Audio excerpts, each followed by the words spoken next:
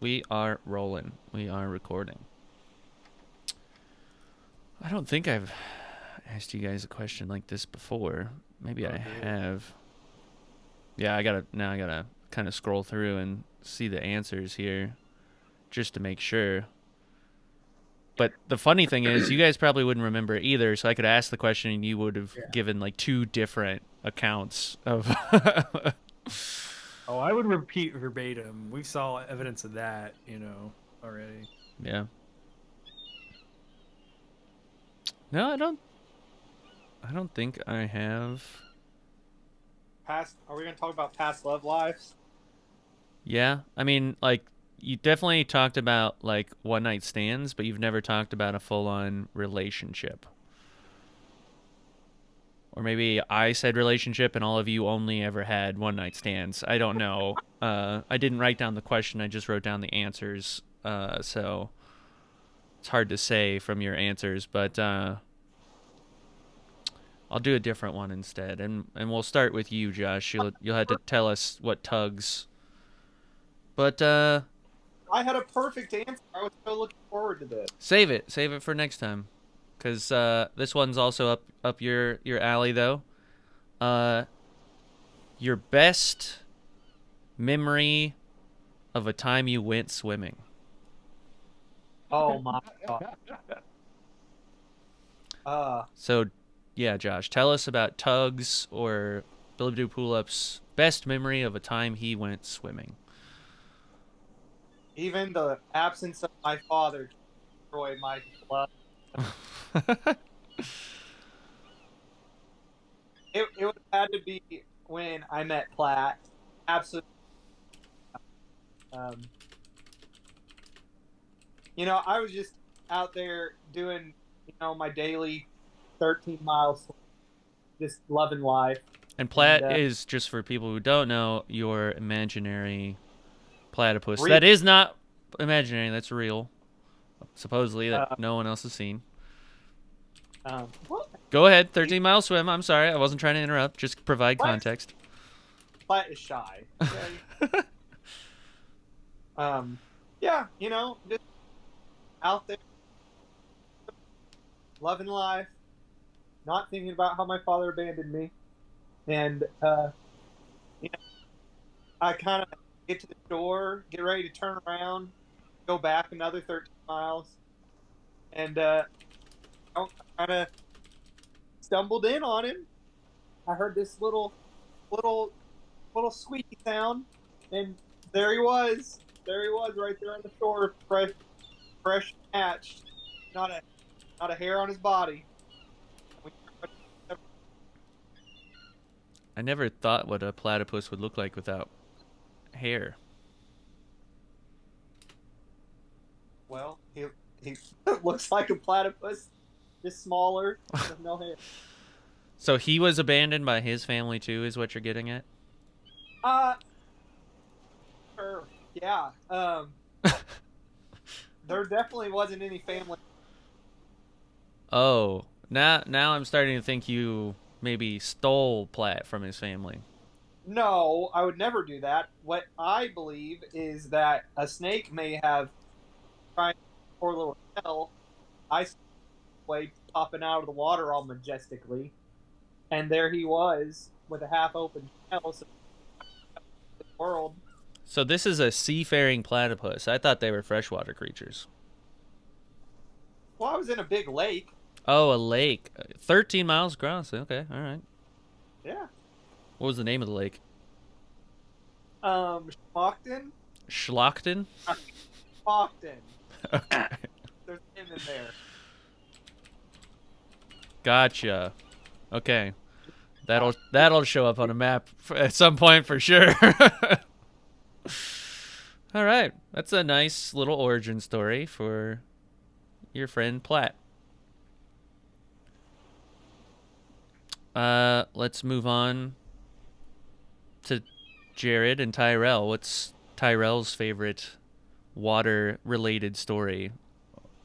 Yeah, I was hanging out at the beach one day, um, with my good friend Dr. Mantis hat, two cheese. Mantis toboggan. No, just mantis hat.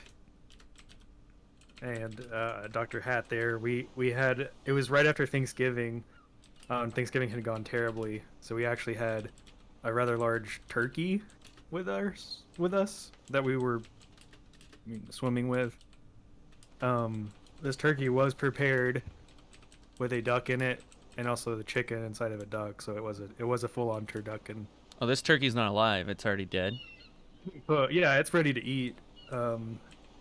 We also stuffed it with vodka, so we had our vodka turducken, and we were just hanging out at the beach, swimming, having a blast, and then all of a sudden, apparently a riptide came in, and we noticed we were getting further and further away from the beach. So then we were picked up, eventually, by some party goers, but it was pretty scary there for a while. But in the end, it was pretty fun. Did you lose the turducken? No, it was actually a piece at the party. It was great. You wound up at the party you were supposed to be at anyways? No, it wasn't one we were supposed to be at. They just saved us. Oh. Does the And I sea apologize, I salt did not like get help to marinate that somehow, or like Huh? does the sea Yeah. salt swimming with that didn't like affect the flavor negatively? No comment. Oh, okay. But was the party fun? Yeah, it was a lot of fun.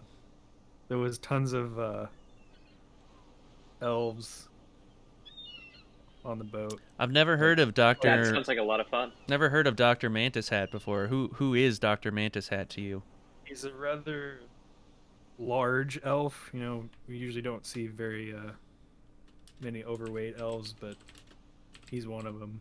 Pretty short too.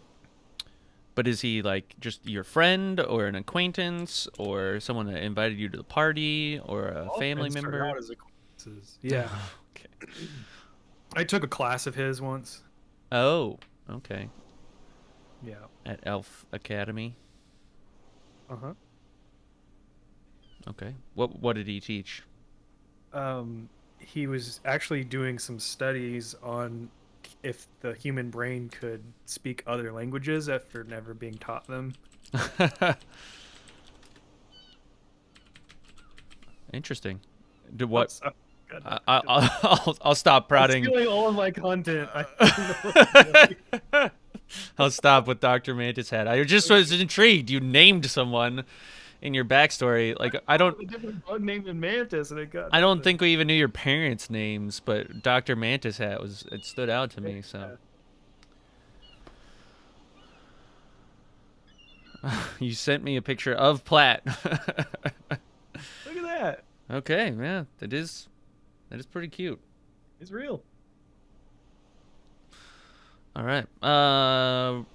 Cameron, Stoney. What's Stoney's favorite swimming memory? I imagine being who he is you'd have pretty good story here. Yeah, I mean, I was born, grew up in the sea, underwater, so pretty much every life experience was a swimming and water experience. Mm-hmm. But the first one I think was I was pretty close to my uncle, and the first time he took me to a really deep trench. You know, it was pitch black dark, couldn't see anything. Then he cast a big spell underwater, and it was enough to kind of shake things up a bit, and then every bioluminescent like creature just like turned on the lights.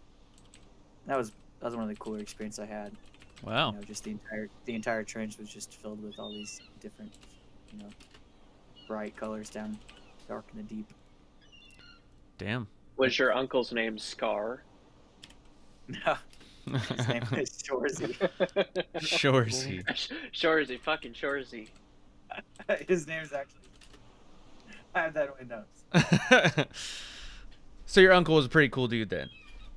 Yeah, super cool. I always got along with him a lot. You know, my dad was the king, so. Is that kind of a rebellious act? Is that, I mean, like disturbing all those creatures like that? I'm sure that was a beautiful experience and obviously left an impression on Stoney, but. Yeah, no, I don't think it was like a. I think he just knew it was gonna happen. It didn't You know, erupt a volcano or anything, like no, yeah, no, it was just a dislodge pretty some small spell. tectonic plates or. Yeah, I think it was, nothing really happened too much, but yeah, he didn't affect anything. He just knew it was gonna happen. He'd been down there before. We had a good relationship. He was kind of the same situation I was in. His older brother, my dad, was in line for the throne, so he was kind of not really like an outcast or anything, but had to take a different path. So me and him connected pretty well. So we used to go off on little adventures and stuff when I was a kid. That was my first time. Sounds like a special spot. Yeah, it's pretty cool. I'm Some other glad. cool stuff happened down there, so I Glad can get that on. there's Monday. not. You don't have any thalassophobia or anything like that. That would. I don't know. Ocean's scary place. Lots of scary stuff in the ocean. Yeah, not when you grow up in it. Very confident. Oh, yeah. That are the scariest thing in the ocean. Kobe, how about Detective Easter, Tundraka? What's a water memory for him? Yeah, he thinks back to the memory of a time when him and Triceracop, before they were part of the Keepers of Justice, they had ambitions to, start kind of a worldwide phenomenon that was really, music entertainment, security, consulting, just kind of all badass kind of stuff. They called it Prestige Worldwide. Worldwide Mm-hmm. was the name of it. And one time we were out on Triceracop's dad's boat, and we were trying to film something for a promotional event, and the boat crashed, and we had to swim back. And that's my fondest memory of swimming. Wow. Yeah. Did you guys run away from home and decide to be keepers of justice after that? Is that like, or did you No, have we to? were just, we were young kids at the time. That was just, we thought that'd be ambitious for our days. But, the Tundraka council, they kind of decide what you got to do for, living, unless you have a path forward to make them money. And so that's how we jumped into the Keepers of Justice. Our experience as security, as part of Prestige Worldwide was, that's what got us there. Gotcha. So there were no repercussions for crashing his boat then? Oh, yeah. Triceracop's dad was pissed about it, and his parents ended up splitting up. Oh Um, wow. Yeah, so they were really upset about that. So yeah. Lots of marital issues through all of your characters' friends and family's backstories. Either parents dead, parents broken up, parents not there. Oh well, my parents are doing fine. They're all together. It's just Triceracop's parents broke up after. Yeah, that was kind of the last straw. They had just too much going on with us crashing the boat. So. Is our marriages usually pretty like, solid contracts? Like you don't see a lot of divorce in like Dragonborn families. You're not going to see it. There has to be, really good cause to go before the council to go and, do that. So. Gotcha, man. So you guys, you really, really messed up his dad's life then. Oh man, to be young and dumb. That's what it was all about. I mean, we basically felt like we were stepbros. So. It seems like you had a very strong connection with Triceracop. Yeah. R.I.P. And then that leads us to Ian, Sailor Sun and Soul. I don't. Is there water on? And which sun did you say you were from again? Oh, yes, that one. Well, anyway, there is not water there at all. So I'm Sailor Sun's super excited that obviously the best memory swimming is going to be the first one. Oh, exciting. But Sailor Sun knows they're a very good swimmer because they just decided that they were, so they are. Gotcha. So what you're telling me is you're a natural born swimmer, even though you've never been in the water. Of course, yes. Just by curiosity, has Soul or Sailor Sun ever choked on water before? All the time. All the time. Okay. All right. That's interesting. That's because I'm just trying to let it get used to the body. Yeah, you're just trying to take it all in, because once it equalizes in your lungs, then you're fine. Yes, it's exactly like the scene in the fourth Harry Potter where he eats gillyweed and he's freaking out for a hot minute, and then he's fine. So it's like exactly that. I hope someone in the party has a potion of water breathing then for Soul, because it's not sounding good. There's definitely going to be some water involved. Like I said, I told you guys to bring your water wings. But yeah, maybe Tyrell can fashion you a cool life vest before we go on this adventure. But who knows? Maybe you are the natural born swimmer that you say you are. We'll just Well, I mean, it's just like me in real life.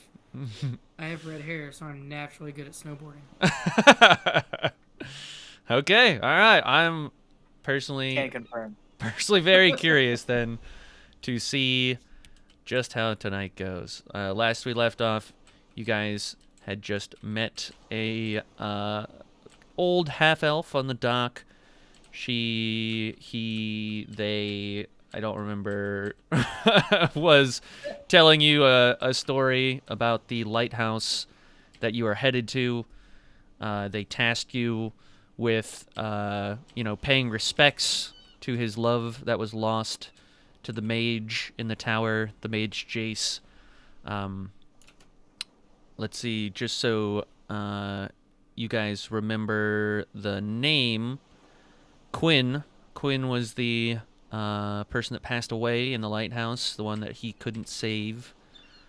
So your sort of side task is to hang the blue light lantern in the top window tower of the lighthouse, so he can sort of move on with his life. But you guys are also here for another reason. Do you remember what that reason was? We are investigating a lead in the death of Dion Yes. Sanders. Dion. So, yes, the Archduke Arbitritis, Nicanthes Arbitritis, the 13th, he is and has been murdered. Ranger Steve is gone. The telescope. Ooh. Yeah, exactly. The telescope was pointed at the lighthouse, and you've got some backstory now, so all you gotta do is make it there. And don't forget, Nick, the son of the murdered father, is along with you guys, joining you on this adventure. But you can barely see through the dark and the fog. Like, just beyond the hut here, there is what looks like the start of the sort of pathway across the ocean to get to the lighthouse. So, who wants to lead the way? Tyrell, did you learn anything from your conversation here with this lad? Yeah, basically, we got to get over to the tower.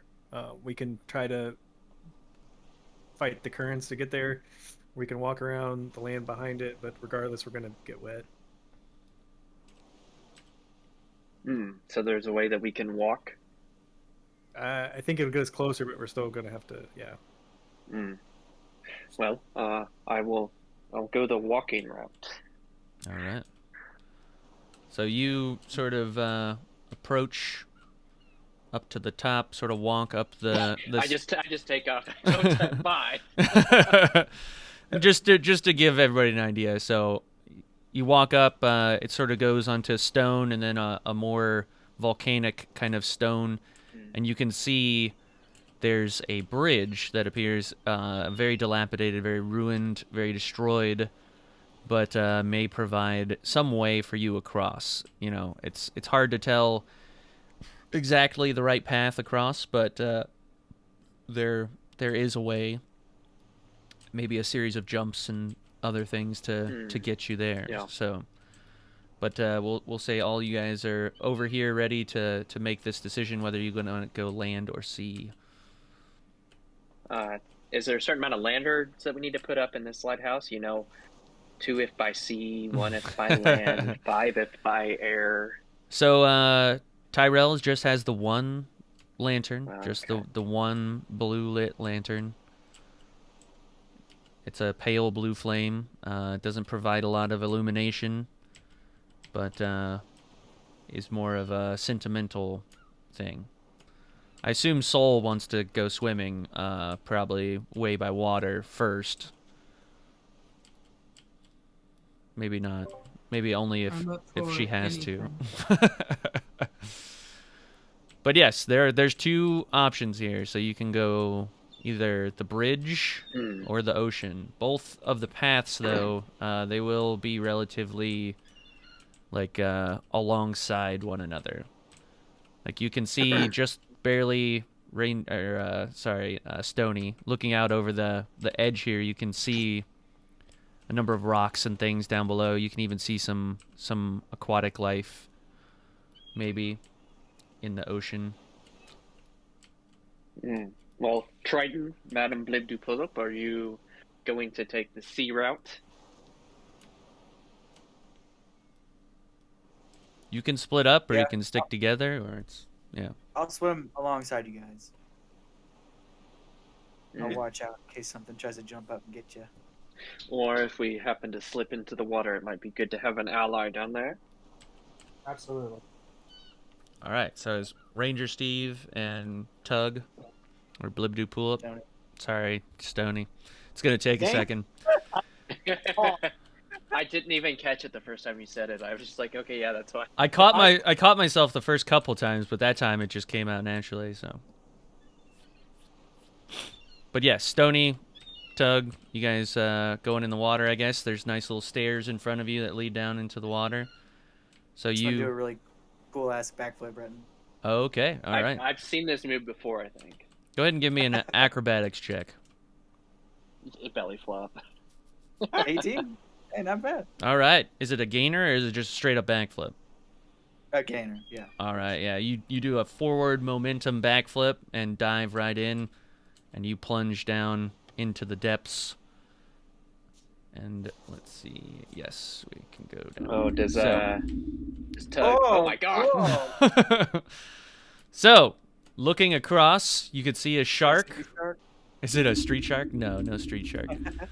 So, oh, lost connection to the board. Attempting to reconnect now. There we go. Okay. So, Oh man. you can see Oh, I a love the shark. music. Yes. Can you hear the music? For a I can second. I can't really hear music. There should be no music just yet. There's I heard just the a, gurgling, yeah. ocean noise. Yeah, there's Oh, ocean I heard that, noise, yeah. and then there's the gurgling, yeah. But there's no music Yeah, I yet. heard that. But yes, the shark, it does look fierce and like it's attacking, but it is just swimming around at the moment. So it's Does it look like it has a person's body on it, like a Victor Crumb? no, nothing like Okay. that. Just Like a Victor Crumb. just a shark.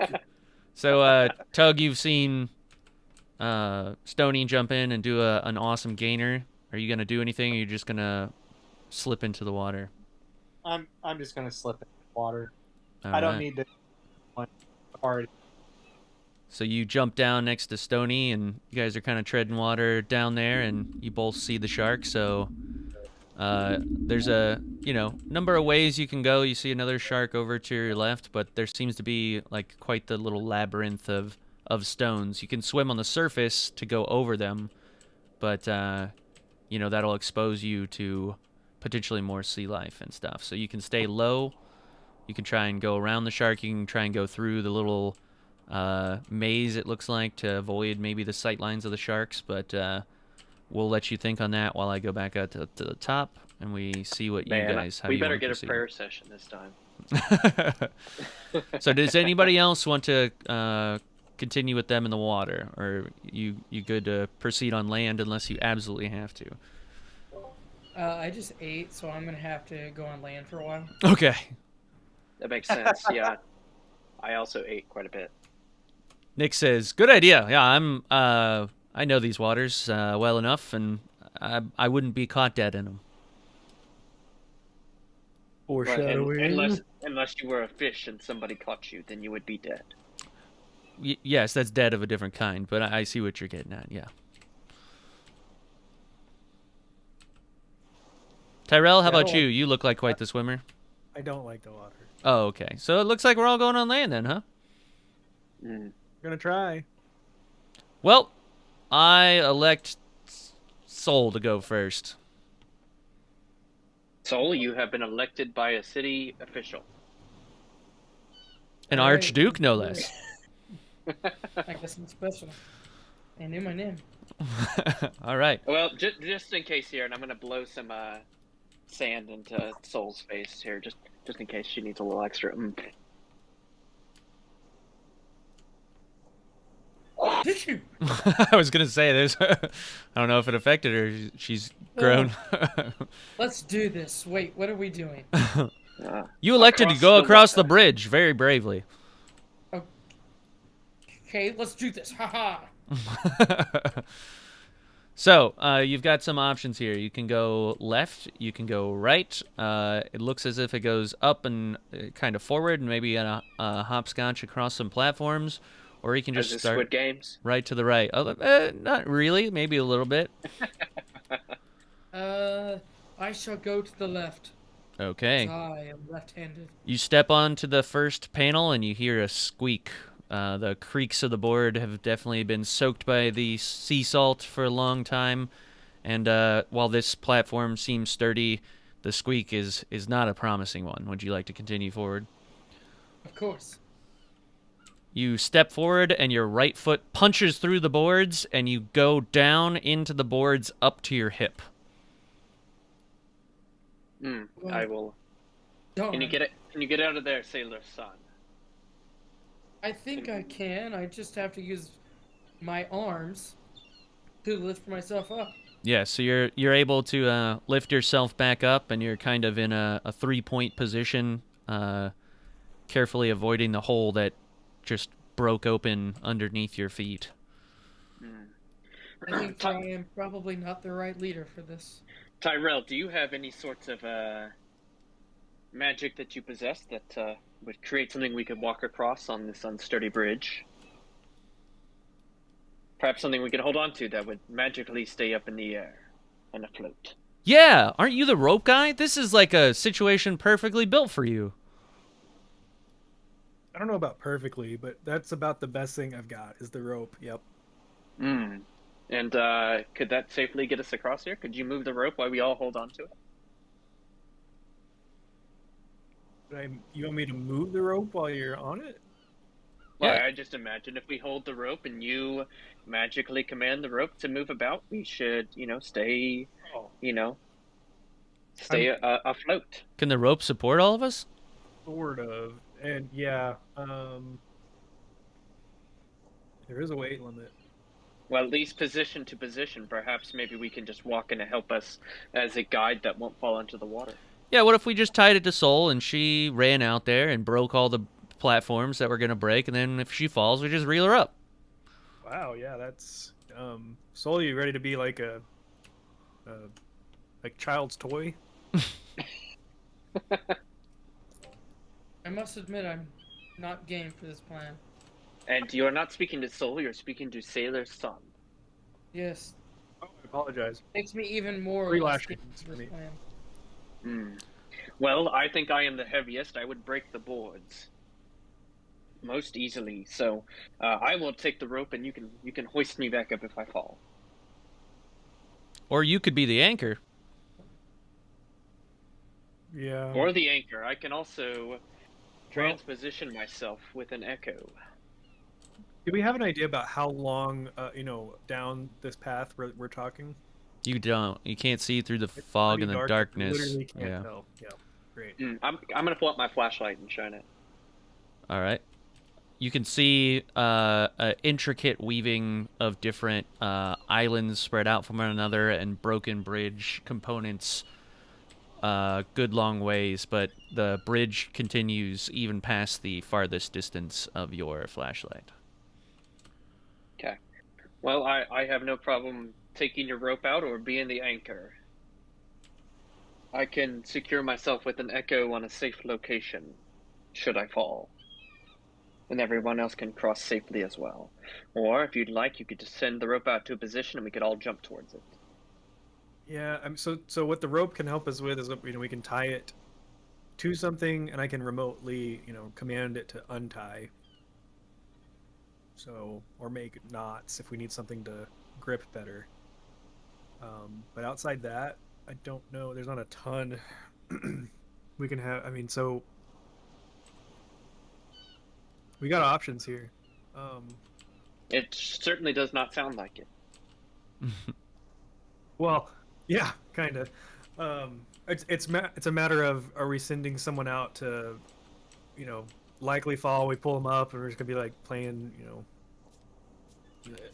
like a weird play on someone throwing the baseball at the dunk tank. It's kind of like that, but with the rope, you have to get pulled back up. Um, Christian, I'm just going to produce my echo. Sure. Yeah, I'm going to leave him where he's at right here. Okay.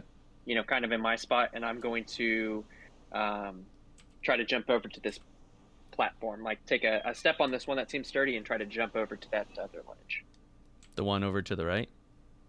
No, that one that's out in front of us there.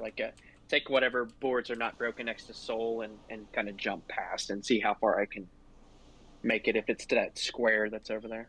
So you're looking, can you see my cursor? I don't know if you can or not. I can. So I want Like here? I know that board in front of me is broken. Yeah. Can I at least jump past that and walk and see how far I get? I have my echo that's back at location, so if I fall, Sure. I'll just go back with that. But So we'll say that Soul moved out of your way, so you're going to try and jump over this one onto this one. Is that correct? yes. All right. Go ahead and give me an acrobatics roll. Okay.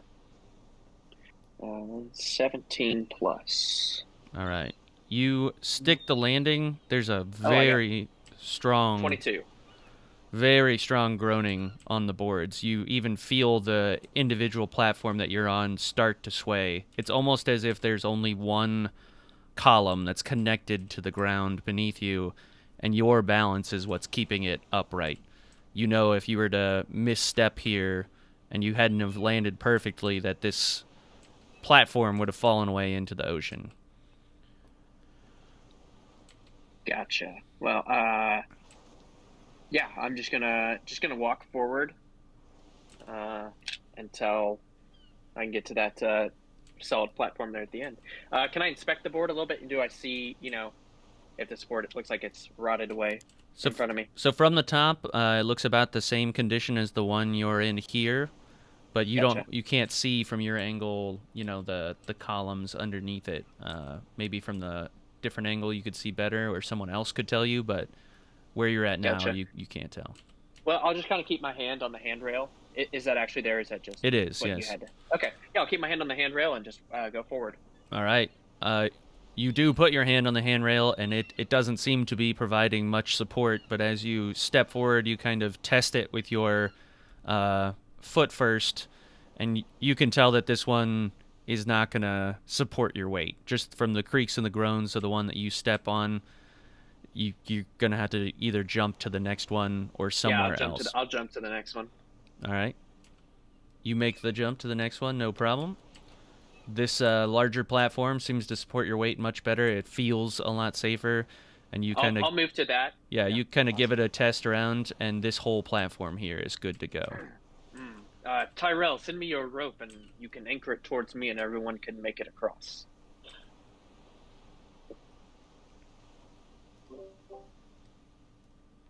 is this less than 60 feet? It is. Okay. Then I will try that. All right. Describe to me how you send your rope across to Detective So Easter. I'm holding the bulk of it in my hand, kind of wrapped up, but where it can fly for when I throw it. But I want to get some good momentum around it, just like you would expect someone who slings rope for a living. Can't you mentally just command it? So I lift it up in the sky above my head, and I whip it back and forth like a little lasso, and then just chuck it. I just chuck it there, but make sure that I'm holding on pretty, like, ready to clench tightly as the rope is threading through my hand that's holding the bulk of it, Yeah. in case I don't quite make it. I reach out and attempt to catch it. Yes, it's caught, and as all of that was proceeding, you sort of turn to the right, Detective Easter, and Nick says, "Nice catch." Thank you. And So now how I did can you get command here? it to tie around you. Half elf, Said it. light feet. Ah, I see someone's using their elfish abilities. Well, if you don't lose it, then you use it. Or wait, no, switch that. You don't use it, you lose it. That's right. Well, come across, children. Let's get going. Yeah, chop chop. Let's go. Don't have all day. Soul, do you want to use the rope to proceed across, or I would Sailor love to. Sun? Sorry. I'm just a little nervous, I guess, of the water. I mean, I am not scared of anything. Let's do this. Okay. So you guys have the rope pulled across. Is it pulled across to where they're still gonna walk on the boards here, or are they gonna like tightrope walk, or like shimmy across the rope? Like, how are you thinking this was going down? Oh, I just took it and wrapped it around my waist. I'm getting a big sturdy thing. I'm like the size of JJ Watt, so I'm pretty sturdy base here. So So you're likely to fall apart partway through the season. yes. But this is the beginning, so Yeah, that's where he falls apart. I thought you said halfway. It's not halfway. This halfway through the season, there's only 5 games, so he falls apart. So I take it you're not grabbing hold of the magic rope then. Oh, I will. Okay. I was going to say, if this is for knots, I will just continue on to the lighthouse. Leave you guys here. No, we're coming. Here we go. Hey. So as you're holding on, Sailor Sun, you make it holding onto the rope. As soon as you step onto this platform, it does break away. Luckily, the rope is holding you, and you're able to get your feet on the next platform and sort of pull yourself up as this one here falls into the water completely. Now leaving Tyrell on the other end with just the rope sort of tied to him. Jump over here real quick to the guys underwater. So as the bar, like the dock sort of falls into the water, you do see a bit of a thrashing as a shark sort of lunges out towards where the dock has fallen, and you can see it swimming down below you here. So its attention has been drawn away from you guys down under the water. Not that it was going to attack you before, but it, sensed your presence there. But it looks as if you have maybe a couple more options on how to move forward here. You can kind of go to the left, you can go forward, or you can go over to the left more where there's another shark. Yeah, I say. You agree? I say we shoot on by this. I think he said straight. You were kind of choppy there, Josh. And that's just the water. There's bubbles around. We can't, I understood him perfectly. I think we need to approach the shark with confidence. Approach the shark with confidence. Okay, so it sounds like Stoney's going to approach the shark with confidence, and Tug is going to go straight. Right. No, they'll listen to me. Trust me. Okay. So I hang out with these guys all the time. So you approach the shark. It's busy sort of figuring out what fell into the water. So it's got its back to you at the moment. I'm just gonna let Stoney do his thing as I hustle on by. All right. So yeah, you kind of come up closer. Yeah. I mean, if he's busy, if he's busy. I'll wait, just walk right does Tug swim like like dolphin mechanics, or are you like running on the bottom of the water? So they're technically swimming. We can do a little bit of flight here. That way it looks a little bit better. I kind of like the idea that the Kuatoa might actually just kind of run.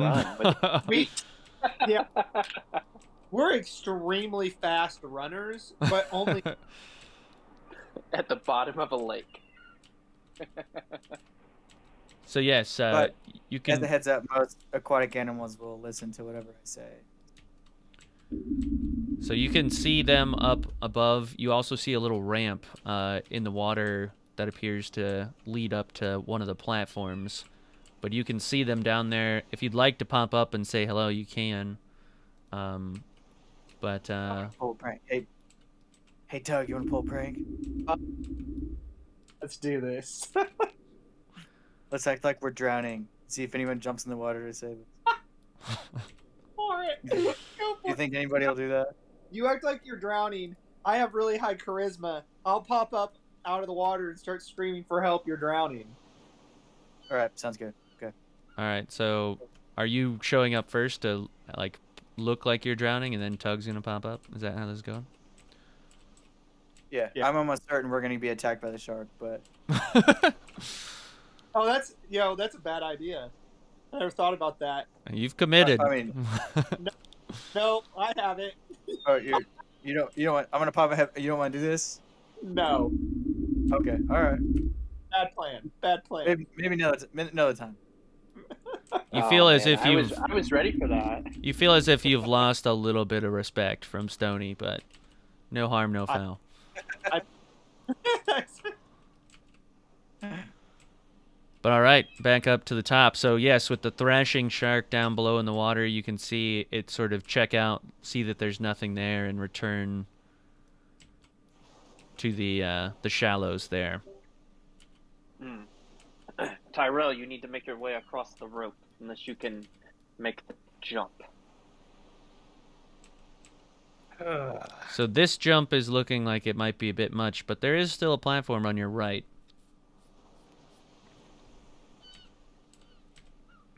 Or just anchor your rope and crawl across. Detective Easter, go ahead and give me a perception check, like a roll. Awesome. Let's do that. Or just get ready to pull as hard as you can. Let him go as far as he can. Just pull him. Okay, I get 18. All right. You see Which that is all of the support beams underneath the right pathway are completely connected to the ground. There's not any missing ones. You sort of look ahead and you can see maybe there's some missing ones on some of the other platforms, but the right side seems especially stout. Tyrell, looking at the support beams on the right side, it looks very safe. You can stop all your piddle paddling over there and whimpering and use the right hand side. We shall catch you if you jump, or we can fasten the rope and you can crawl across. What did you say? I couldn't. Did you say go to the right? Guys, I'm about to leave him. Does somebody else The want only to hold the possible rope? way you can go that way. Okay. But okay, so I guess I want to keep the rope around my waist, Sure hoping thing. that if they have to pull hard, that I guess it just I'm gonna give it a tug. disallows me. You give it a tug, and he stumbles onto the platform and sort of gets to the end. Oh, he just fell apparently. No, you get to the end and you sort of do one of those like Sonic the Hedgehog gets to the edge of a ledge and doesn't quite go off. He does like the tippy toe arm whirl like thing, where he almost I like loses that- his I like balance. that description of it. Yeah, and you sort of come back on the other side and you get a firm planting before you know you're gonna have to jump this, 5 gnome distance. Come on, Tyrell. You are a hero of the Nicantes. You should be able to do this with much grace. I'm a hero in a different way, but I do have the rope, and that's mostly what makes me a hero. So I think I'm feeling okay, I guess. All right. Just hold on to the rope. If you fall, I will pull you up. It's really not that difficult. Yeah, there was just a shark in the water, and who knows? Tie what else is the rope to yourself. There's 3 of us. We You shall see pull Nick up quite approach easily. the ledge, and he jumps over and behind you, and he says, "I'll push you if you don't go." Well, he's quite stout. You know what I think I would be better at? Is 3, if I tied... 2, No, 1. I tied the end of this rope. He right pushes here. you. You flail into the air, Detective Easter. You get I'm one gonna try to reaction. pull him up. All right, you pull on the rope, and he never even touches the water. He sort of gets, it's around his waist or whatever. He gets his arms, his torso up on top of the ledge, manages to pull himself up, and Nick jumps across. Congratulations, Tyrell. You successfully made the jump. We are all very proud of you. Now only 57 more times. See, I knew you could do it. Let me show you how to do it again. You ready? And he jumps and jumps and jumps, and he's across. Easy breezy. I will also attempt to make the jumps. All right. So your echo's still all the way back there. Give me a... So I'm going to bring my echo up to this location. To where you're at here. Gotcha. Yeah, I'm just moving it up to this spot now. So go ahead and give me an athletics check to see if you make the jump. Already.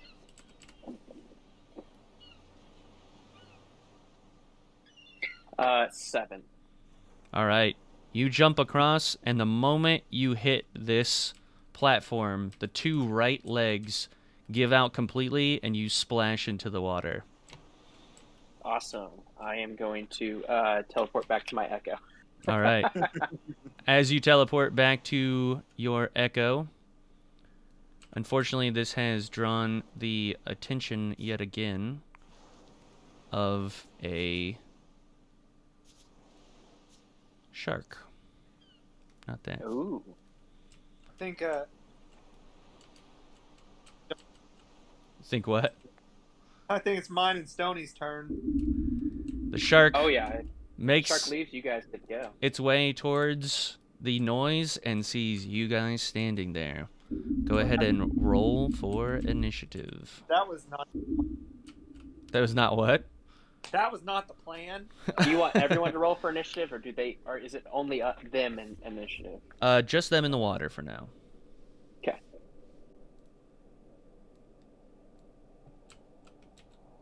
That rolled way over there. We'll see what it is. 13 is the shark. Okay. Since there's only 2 of you, just go ahead and tell me what you guys got. 12. 7. Gotcha. I want to bump him on the shoulder with my shield and say, just like really excited about the pending battle. Yeah, me too, Stoney. Me too. All right. So the shark is going to go first, and it can sense the hesitancy of Tug, and it's going to attack Tug first. Hang on, let me pull up my shark. So any water breathing can understand basic commands from me. Mm-hmm. So you can do with that what you want. Yes. When it's your turn, we will get to that. It's a pretty open statement in the D&D book, but they can understand the meaning of my words, but I can't understand anything they say. Gotcha.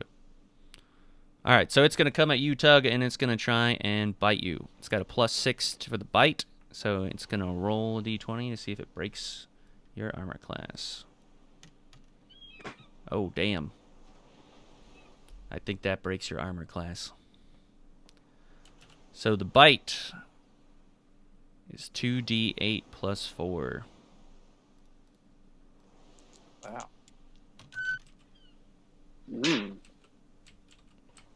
Only 7. So the shark moves forward, and you sort of raise your claw to, like, fight it off. And as you do, it still sort of finds its way in between the hard armor of the claw of Blibidoo Pulip, and you can feel its teeth sort of pop into your skin, one by one, like little needles. And you can feel the razor edge sort of start to serrate as it bites down and thrashes its head. And that will end its turn.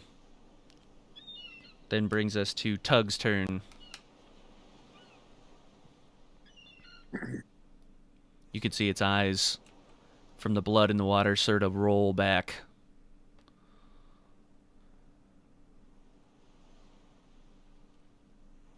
But it has let go of your arm. It didn't hold on to it forever. So you're not grappled or anything. But what would you like to do, Tug?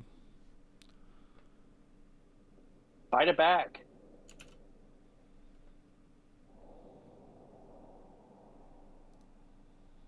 You there, Josh? Yeah, sorry, I'm thinking. He bit you, you bite him. That's how the ocean world works, right? Well, I was gonna cast destroy water inside of its gills.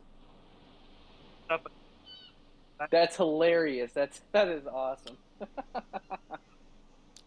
Let's think- get a ambushed battle. This is such a cool scene. The light and his maw. Is the music too much for anyone? Is it too loud? No, I that's don't not. hear. No, you're I good. don't hear the music. Okay. I just hear the very, very faint boom. So what you doing, Tug? Well, I mean, you're the DM. I mean, do you think that's doable? To destroy the water inside of its gills? You do it, and I'll tell you if it's possible or not. I'm not going to tell you the result before. That'd be like you saying, "Am I going to land this hit?" I was like, I No, I don't know. I didn't know if you would think that was like doable. I mean, we're underwater. Do you think I can destroy? I was more so asking that. I'm gonna look over and give Tug a big thumbs up. Yeah. I'm going for it. Yes. Okay. That is. You're breaking up real bad, but I understand what you're doing. You're casting Destroy Water. Do you have a description for that spell? Yeah. Can You you- destroy 10 gallons of water in an open container. That's what I was bringing. Hang on, I'm going to Google it real quick because I only got part of it. So, Destroy Water, 5E. You create up to 10 gallons of clean water. Destroy water, you destroy up to 10 gallons of water in an open container within range. Alternatively, you destroy a fog in a 30-foot cube within range. Interesting. Okay, well, seeing as the shark is somewhat of a container for the water, you do exactly that. So you see this sort of bubbling and fizzing through the gills of the shark as it opens its mouth and sort of coughs. And you see the ocean sort of rush into the shark's mouth as soon as the air had been dissipated from it. You can see it's sort of taken aback, though, and it has turned away from you. So its back is now turned to you. So you've effectively not scared it off, but it's reeling from the destroy water. Do I get an attack of or he's not disengaged? I mean, yeah. Do I get an attack of opportunity? He didn't disengage. I just moved him there because there's a pit in front of you guys. But he's still within attack range. He didn't disengage, but you do have an advantage now on your next attack if you'd like to make one. Yeah.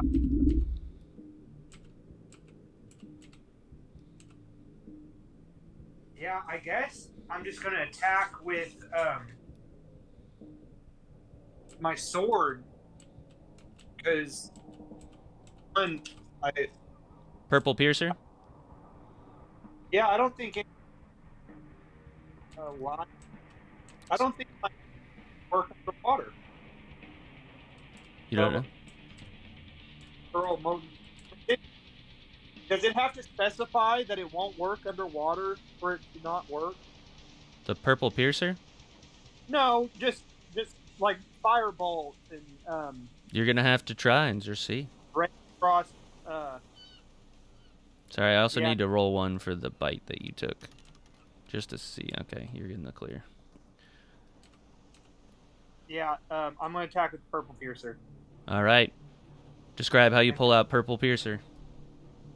Huh? Describe how you pull out Purple Oh, Piercer. yeah. Oh yeah,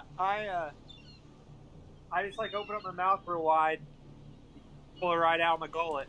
All right. You could see that it vibrates in the water at a high frequency, and the shark immediately turns around, responding to the high frequency of the sword underwater. Great. You no longer have your advantage roll. At this time, the ocean's poured enough back through its gills and everything that it's breathing again, so your attack can still happen, but there is no advantage roll. If you remember, your sword does vibrate at a high frequency. I got a 7. All right.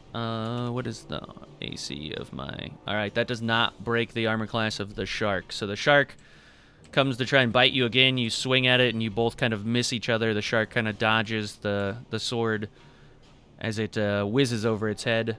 I believe that will bring us to Stoney's turn. All right. Yep. No, I just want to jump in front of Tug and just put my hands out and just yell, "Leave!" All right, so you jump in front of Tug, and you shout, "Leave!" And while you can't understand what it's saying back to you, you get the sense that this shark heard what you said and appears to be in some state of feral. Give me an insight check, like I'd say a nature check, actually. I like the idea of an inception check. That sounds Inception check, yeah. 9. All right, so you've seen a lot of sharks before. There's something off about this shark in particular. You create a moment of hesitancy in which it's not attacking you.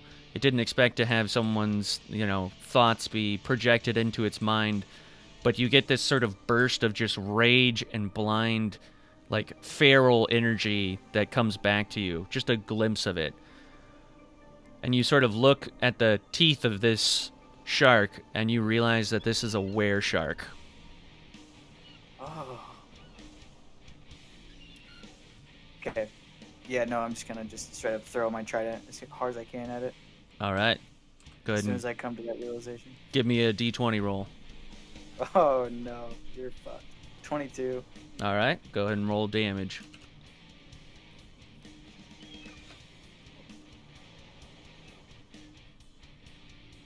Uh, 10. Okay. So you throw the trident, and it goes like right from its top of its nose to the top of its like teeth, and it plunges itself into its nose, and you see it sort of reel back and sort of thrash around with this trident, like, lodged in its face. You can see the blood start to pour through, and it took a good hit, but it's not dead. Okay. I get another attack. All right. Is it lodged into it? Where's the trident at? It's lodged currently in his face, so it's thrashing around with your trident in its face right now. Okay. I want to swim below him Okay. and just recall my trident and just right from below. All right. So it's thrashing around. It's kind of reaching the... I guess we'll make him fly too.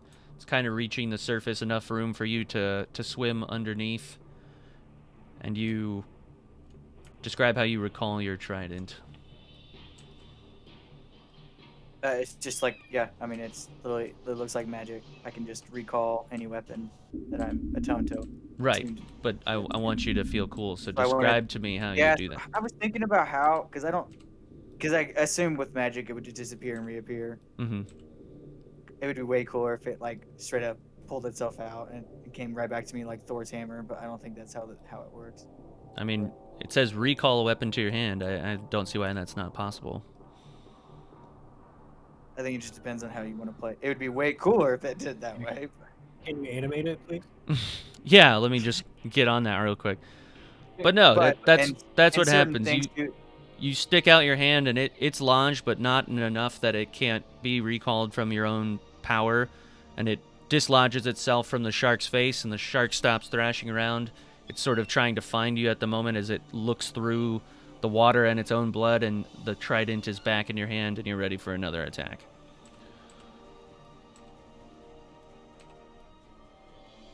Oh, not a very good one. 14. That one still breaks the armor class. Go ahead and roll damage.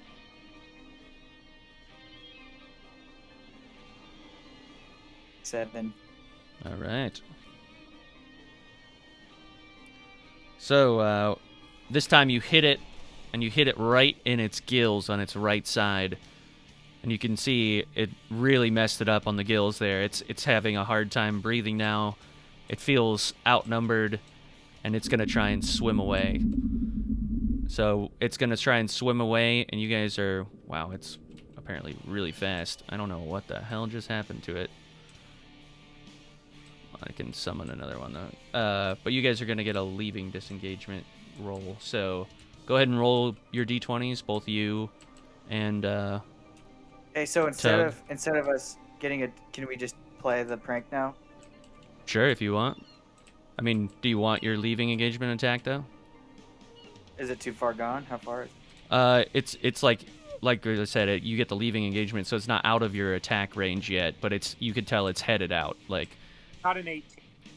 all right, you broke the armor class. Oh, we're attacking. Okay. I mean, you could still play your prank. I'm just saying it hasn't swam away yet, but you know from your experiences that this thing is fleeing. It's taken enough damage. It's gonna try and survive now. Okay. Yeah, I got an 18. All right, so both of you guys roll damage.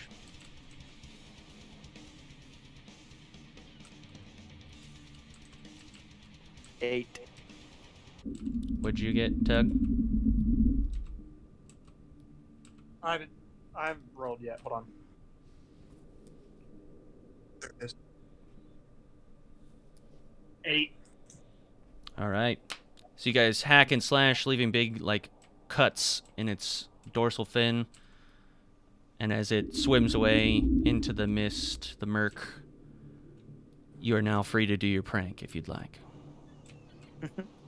Could they see any of this commotion from above? Yes, there is water thrashing. They could see the shark. They could make the faint glimpses of you guys down from in the water. Okay. I want to swim like surprisingly high out of the water, like waist high. Obviously, no one can really do that. Really comedically waving my arms. Help! Help! Help me! Yeah, I pop up And then out just of the water. plunge back in the water again, just like boom, as if I'm getting dragged. Tug, you surface. Oh my God, he's drowning! He's drowning! Someone help us! Help! He's drowning.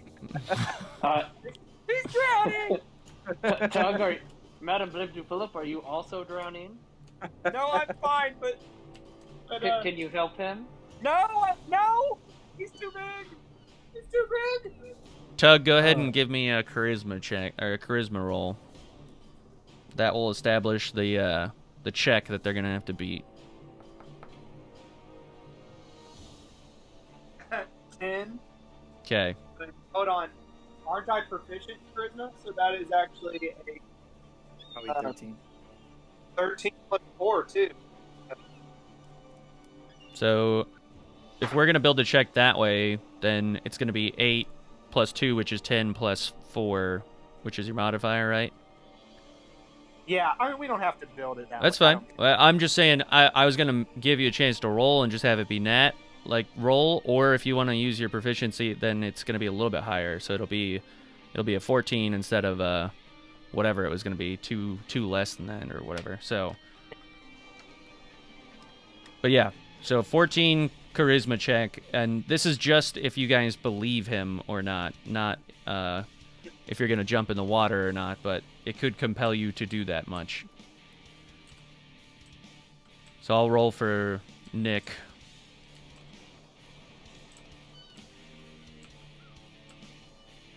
$13, and he's got. So what are we rolling? You're rolling charisma to see if you beat the check or not. I guess for you, yeah, charisma's fine. It's fine. Yeah, Nick survives the check. He sort of calls down and says, "I've seen this prank before."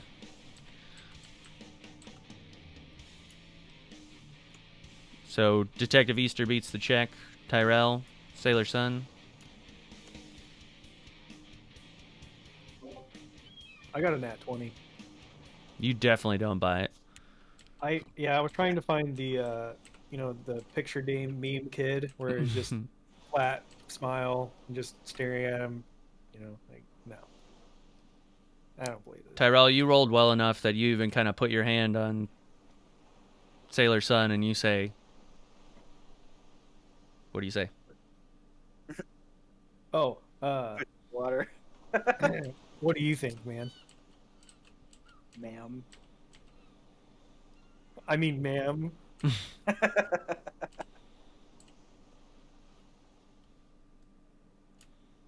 It does not appear as if Sailor Going Sun is under sold either. But the shark has swam away, and you guys are free to proceed across. You guys can kind of scan the water, and you don't see any other sharks at the moment. You seem to be pretty well concealed by the rocks and such. I say we keep going. What do you So you guys think? going ahead in front of them is what the plan is, or?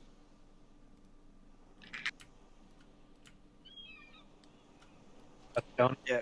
No, I guess if they didn't believe the prank, I'll pop back out and be like, "Hey guys, we're fine." They didn't.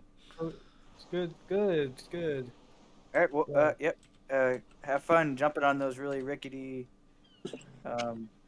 steps. It's The not wa- fun. It's terrifying.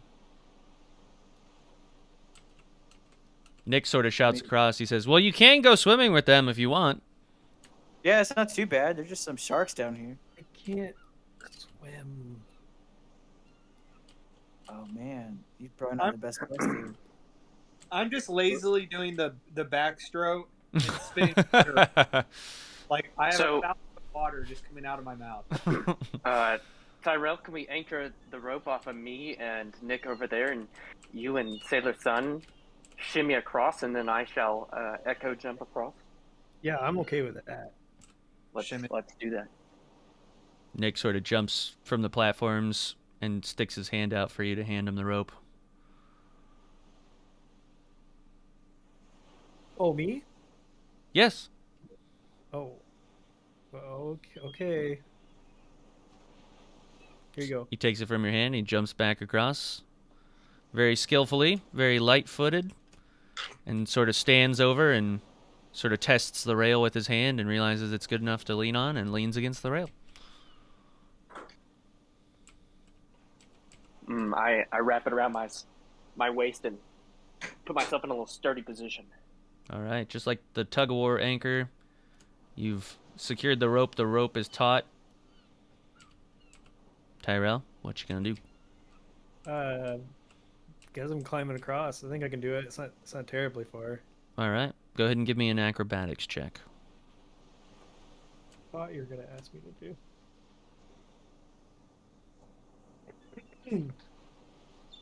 Also bad.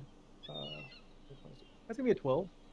All right, yeah. Maybe You not great. you make it about halfway across before you really start to think about what you're doing. But your fear kind of propels you to make it across, and before you know it, you're on the other side with Nick, and he's patting you on the back. Says, "See, that's not so bad." Sure. Tyrell! Yeah. Thanks. Yeah. Woo! Tug is just very gleefully swimming in the water beneath you. Tug's just having a time. Woo! This is fun, guys. All right, let's go. Ian, are you still there? Are you on mute, maybe? I texted him. He didn't respond, so I don't. I just let's just shimmy him across, That's fine. No worries.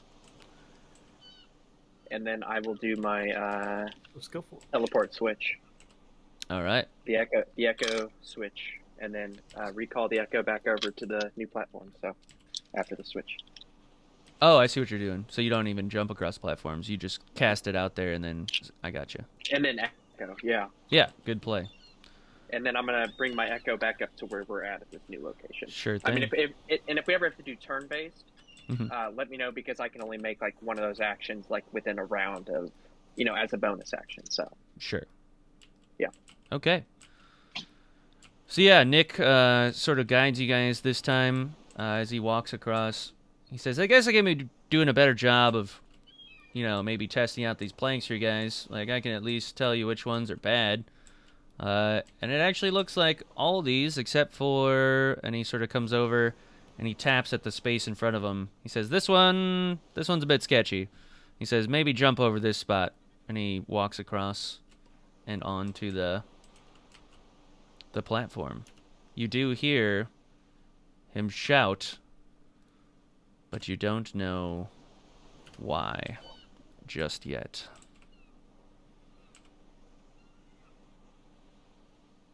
It looked like a big giant witch hat. So you can see that from the distance you're at, it's not far, but it's far enough, and whatever he's fighting is around the sort of stone column there. But he has his sword drawn, his short sword, and his dagger, and he is fighting something over there at the moment. So Sailor Sun immediately runs, remembers where he said to jump, and meets him. How do you guys want to proceed? So from where you're at, you guys can go in the water, or you can go up the ramp and maybe join them on land. It doesn't look like this column, like this is a very strong, like, volcanic rock, like, column. There's no real water there. So whatever the threat is up on the platform. I want to put my purple piercer up Okay, first and foremost, sure thing. so it's not making any more. Yeah. And I really need to find a trident as a weapon. No. Yeah, I have a trident. I don't know what you're wielding. I A don't know giant what, trident. I A don't know kick-ass trident. We can't both have tridents, bud. I don't know what they're called. I don't know what things are called where you're from, but that looks like a sword. The character Use your models imagination. are, they're placeholders, but Yeah, well, I still have a trident. yeah, but you're not a Kuotoa, you're Blibdupula, so Hey, come on now. I'm just And, saying. How many weapons do you have? Yeah, you have like 14 weapons. So. Yeah, I know. But I don't have a trident. Just one fight was enough to make Tug feel inadequate. Wait, hold on. The stuff that he sent, not that I technically know this, this is metagaming, but the stuff that he sent with that Kuotoa, did he ever recover that, or is that Kuotoa still thinking like... The Kuotoa shit, still this is- has it. Yeah, Okay. I never had the opportunity to get that back yet.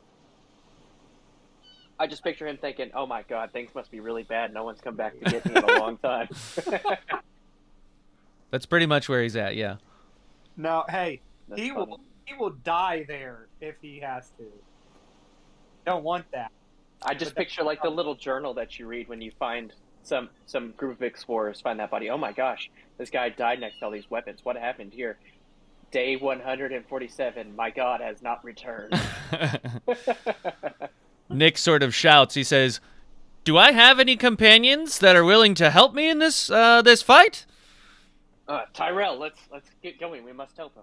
Yeah, I'm your fighter. All right. All right. Which plank was it, Tyrell? Hey, Sailor Soul. I'm right behind him, so I'm gonna run and throw him once he gets to the right plank. Okay. One more, Tyrell. Take one more step and then jump, or I shall toss you. I think there should be a check on that because he's gonna way overthrow his ass. Yeah, I'm pretty small. Tyrell, He's pretty small. I'm pretty are big. you allowing yourself to be thrown, or are you trusting him on he knows which one to jump on? Take one more step, Tyrell. Because I'd rather, I'm gonna trust him.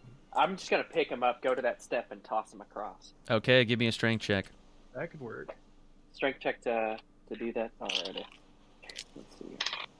Oh, this one's not too bad actually. A lot better than my last roll. The total there is just a 17. Yeah, you pick him up and you throw him, and he clears all of the wooden boards and sort of skids onto the rock Oh, behind gosh. them. You No, very, very quickly jump over and sort of join him. Awesome. I'm gonna pull out my silver sword. Get ready to Alright. fight. It would have been hilarious for you to roll a 20. We both know that would have like. And you launch him into the stratosphere. Tyrell is no longer. So how do you guys want to proceed down in the water? You got some options here. Yeah, I'm gonna. Can we like take a gonder under to make sure nothing's coming up from underneath us? A gonder? Sure. Take Yeah. a gonder. You're a gonder. Yes, so when you go gonder, you see that there is some sort of tentacle wrapped around the base of the stone sort of platform. And I immediately rub my rub your nose? nipple. Oh. Oh, shit. So the rest of you round the corner and see exactly that. Nick is fighting a giant tentacle that appears to have come from the ocean and is blocking your path on your way forward. That's interesting. So I need you guys to go ahead and roll initiative. Everybody. All right. 13 for... Are you gonna do a countdown? Yes, I will. Okay. Tentacle. Okay.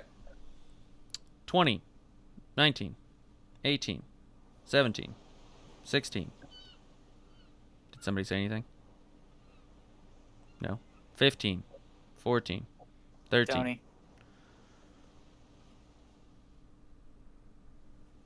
13, 12, 11, 10, All right, 12. 9. Detective Okay. Beaster was 10. I didn't know where you were stopping at there, but Gotcha. Tyrell's also 10. And that will leave Nick and Soul at the bottom. Okay. Stoney, you're up first. What you want to do? You're in the water. You're down there with Tug. You can see that it's a arm of a giant squid. You've seen a giant squid before. This is, in fact, a gargantuan one. So you don't even see where the actual body of the squid is, just that its super long tentacle is coming from somewhere down the path of the, sort of columns and bridges and things. You even catch a shark out of the corner of your eye, approach you, and then see the tentacle and turn around and swim away. What you want to do? So it's sort of wrapped up and around, like right here. So it sort of curls around the back of this pillar, and you don't see where it goes.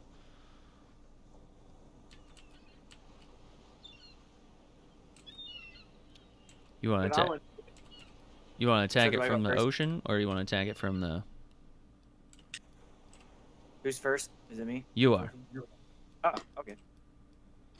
Yeah, no, I'm just gonna. So we can see it from the bottom, but just the tentacle. We can't see the. Right. It seems to be very far away from the body.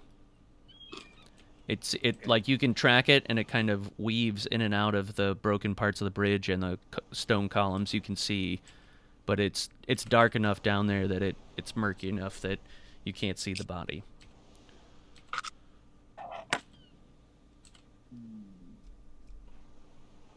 Okay. I want to use. Wow, yeah, I don't know if that's gonna work underwater or not. Yeah, let's try it out. I want to stab it and use booming blade. Okay. So if I hit, something happens. Go ahead and roll your d20. So you swim up underwater, and the tentacle's right in front of you. What'd you roll? 17. All right. You break the armor class.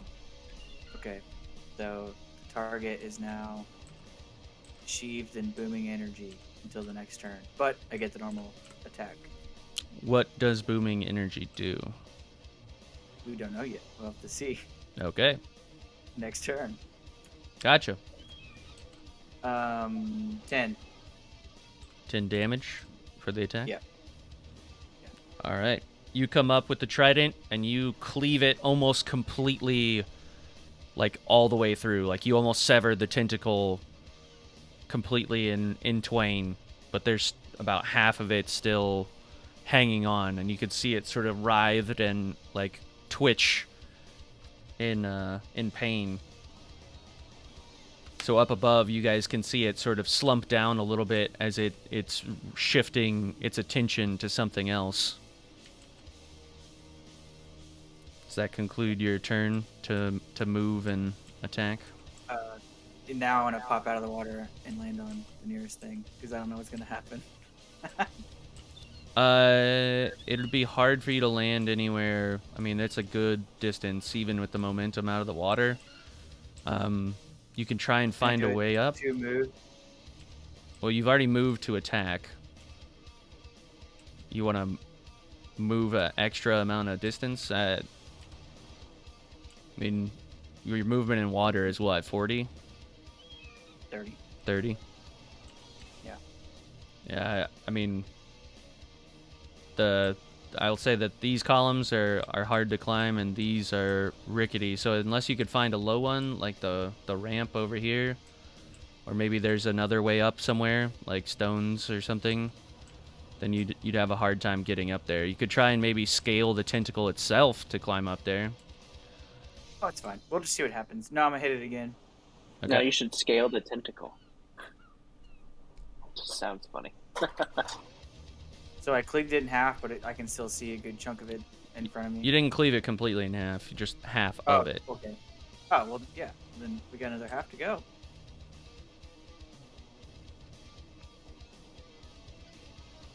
Even better. 23. All right, go ahead and roll damage.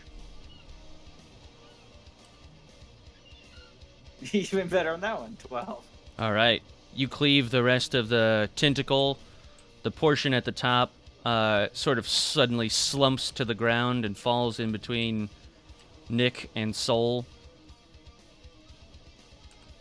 And you see Stony, the blood sort of run out and into the water, and the, like, still side connected to the gargantuan squid sort of reels back into the murk, and you see this sort of inky, bloody, like, fog cloud spewing out of it as it returns to its body.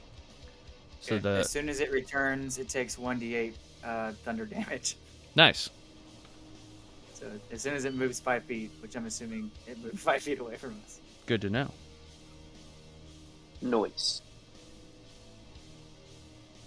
So it's And only 4. how much damage did you say? 4? Just yeah, 1d8, so 4.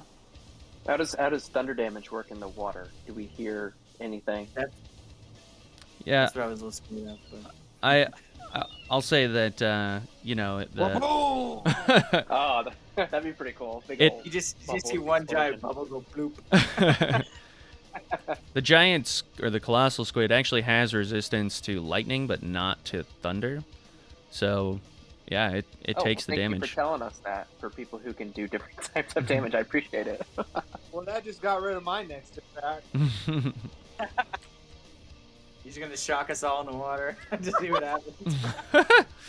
I just use a thunder. Pikachu uses Thunderbolt, and whoever dies dies. I don't care. All right.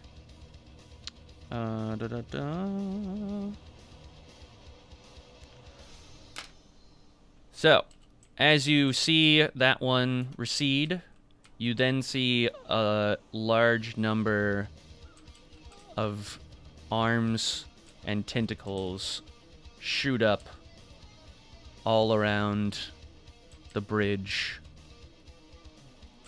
and associated islands. I can't imagine what people up top thought would happen. They see the arm go limp. They see like a bubble, and then they see like 8 more arms come up. Like, what are you doing? Well, praise be to the gods of the land and the skies. They must have destroyed this squid for us. I float up to the top and say you're welcome. So you can't see them over the edge, but you hear a "you're welcome" from a very familiar voice down in the water. Thanks for I thanks for the recognition. Can't take it back. I didn't realize Blip Dupulip was a god of the land and the sky. I thought it was only of the sea. I'm a Not god. even the sea, like freshwater caves. He's not in his realm right now. But you see now with the tentacle arm severed that you're way up and across. You have quite a jump from a vertical standpoint to make. Christian, do I know if colossal squid tentacles or the little suction cup things, are those worth anything to sell in a market for potion makers or anything like that? You know that like the ink is probably valuable for a good number of reasons, but aside from like eating the squid, most all the other organic material on the colossal squid is pretty, could be worth Just something to somebody, but mundane. Yeah. Okay, yeah, then I'm gonna leave it and just move along then. If those guys want to collect the ink in the water, that's fine, but I'm not gonna jump in to do that. But yeah, They so don't- Tentacles, bro. They spit up ink. so you guys, it's however you want to proceed from here. So if you see tentacles, understand that they go down and into the water and trace back to the direction you're going. So you guys can proceed however you want here, but I need to know what you guys want to do. We'll just keep this initiative to sort of keep things rolling. So, Tug, you are up next. What do you want to do? Are we still in the? You're still in the water. Yeah, I want to stay with the group, but move forward. Okay. So you're going to use your movement to move forward.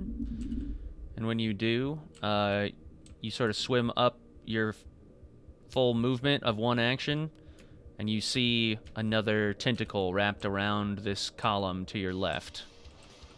It sort of swirls its way all the way up to the top. So it's currently wrapped around. It doesn't know you're there. Or if it may know you're there, but it's not attacking or anything. What do you want to do? So you used your movement to move forward. You're within attacking range if you want, or you can move past it and sort of get an idea of where the rest of them are.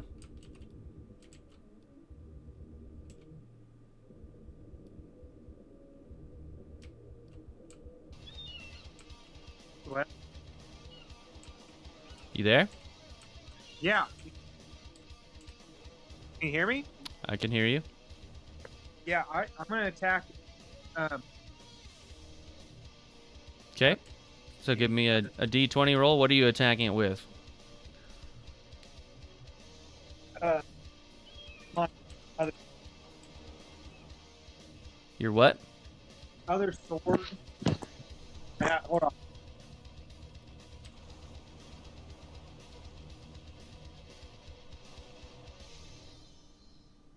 Detective Easter, you'll be next. And then after that, it's Tyrell, Nick, and Soul. Perfect. Use these. Attack it with a- The Phase Scimitar? Yeah, Okay. I rolled a. Well, I rolled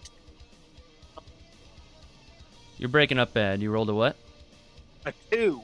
Oh, that definitely does not even touch the tentacle arm. So you go to swing the Phase Scimitar, and it phases at the worst possible moment and phases right through it, and then becomes tangible again on the other side.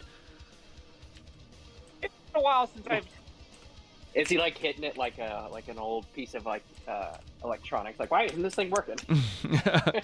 Maybe a little bit. He also is a little bit slow on the swing for a slashing weapon because it is underwater. He thinks to himself, if I'm gonna use a sword, I need to make stabbing motions more like it'd be faster and more efficient. Yeah, that's the problem. Rusty. But I think that takes up your movement and your attack, so you don't have a multi-attack or anything, I don't think, right? No. Okay. Detective Easter, you are up. Yeah, I'm gonna. How far is that jump to that tentacle over there? So this jump, we'll say that... Let's get our measuring stick, actually. 20. It's 20 gnomes. Okay, what's it to the tentacle that's over there? The tentacle that's over there, that's about Mhm. 20 as well, but it's higher up. Gotcha. Well, then I'm gonna take a run and just jump down to that platform. All right. Give me a athletics check. Already athletics. 16. All right. You just clear it. You make it all the way down there, and you could not have landed any closer to the water than you did, but you make the jump and you sort of expertly tuck and roll forward and catch yourself on the other side. Awesome. I'm going to use my minor action to talk back to my fellow companions. Are we doing the rope technique again? Are you going to shimmy across here? Are you all going to try to make it on your own? Well, I should have jumped down first if you wanted to do the old technique. But I can fasten myself up here. I can be the anchor. Tyrell, Sailor Sun, are you going to come across on the rope, or are we leaving you here while we tally about in combat? You know, I'm really enjoying this song called Shimmy Shimmy Cocoa Puff in my head. So I think we should listen to it. Awesome. I shall leave the rest of you there then. Tyrell, do you say I anything thought Shimmy against Shimmy that? Cocoa Puff sounded like we should shimmy shimmy down the rope. You have one chance. Let's go. Okay, then I guess I will. Fork out my turn. No, just no. save my We'll reaction. get you another action. So anybody going down Yeah. can use their one action on their next turn coming up. That's fine. So Tyrell slides down the rope this time with ease because gravity's on his side. Hey. Nick sort of turns to Soul or Sailor Sun and says, "You sure you don't want to join us?" Yes, I'm quite sure. All right. And Nick jumps down. And Awesome. Let's see if he makes it. He does not. He gets about I'm gonna- halfway in the air. I'm gonna pull him. Was he holding on to the rope? Yes, he was. As you Then I'm gonna try to pull him up. you pull him, he had lost his footing on the very top. A nail stuck up or something and caught his foot. He sort of tripped, and you pull him in the air, and he sort of like rebalances himself and lands, not the most gracefully. He says, "I owe you one, Detective Easter." Duly noted. How many actions did I use up, Christian? Just one, and then your minor action to speak, so you're good. Okay. Then I'm going to run up these set of stairs here. All right. Do you want to check any of them in front of you before you run up, or are you just going at this point? Nah, I'm just going. All right. Let's go. You run across, and it doesn't matter. The boards are squeaking behind you, but you're moving fast enough. You get up to a part where you're going to have to make another jump, though. It's kind of a tricky one. It's a little around the corner. It's not like a bad one, but... So I need to jump, turn my camera, and crouch. Yes. Perfect. I'll So do just that. give me another athletics check. Oh, this one's really good. I got a 23. Yeah, you make it, no problem. You sort of land, and the platform's so sturdy. that's 2 actions. Yep. Okay. Yeah, that's Well, let me make sure. I can attack multiple times, but I don't know if I can use multiple actions. No, I don't think that that's the way it works. I think I can just make multiple attacks. So Okay. That's probably it for my turn then. Tyrell, you're up. You've only used one of your movements to make it down. You still got a little bit of extra because it was only 20 of the 30. So you can move forward and follow Detective Easter if you want, or if you got another idea, you can do that now. Nah, I'm gonna keep going after Easter. All right. You make it all the way up to where he was, and I've got athletics check for you to make again. I'll reach out my hand across this platform to help him out. All right, you get an advantage. Okay, that would be quite helpful.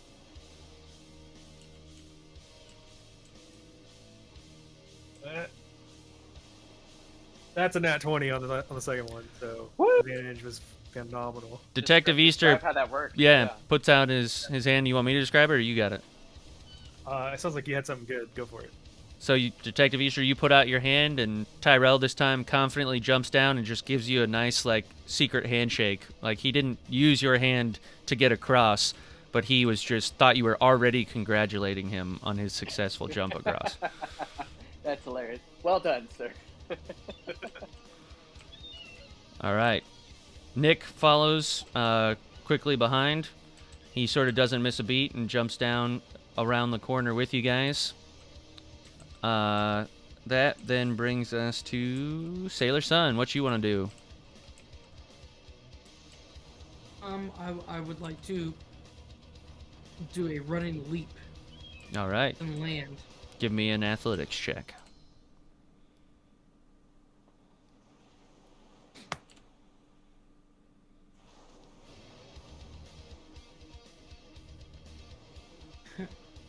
Twelve.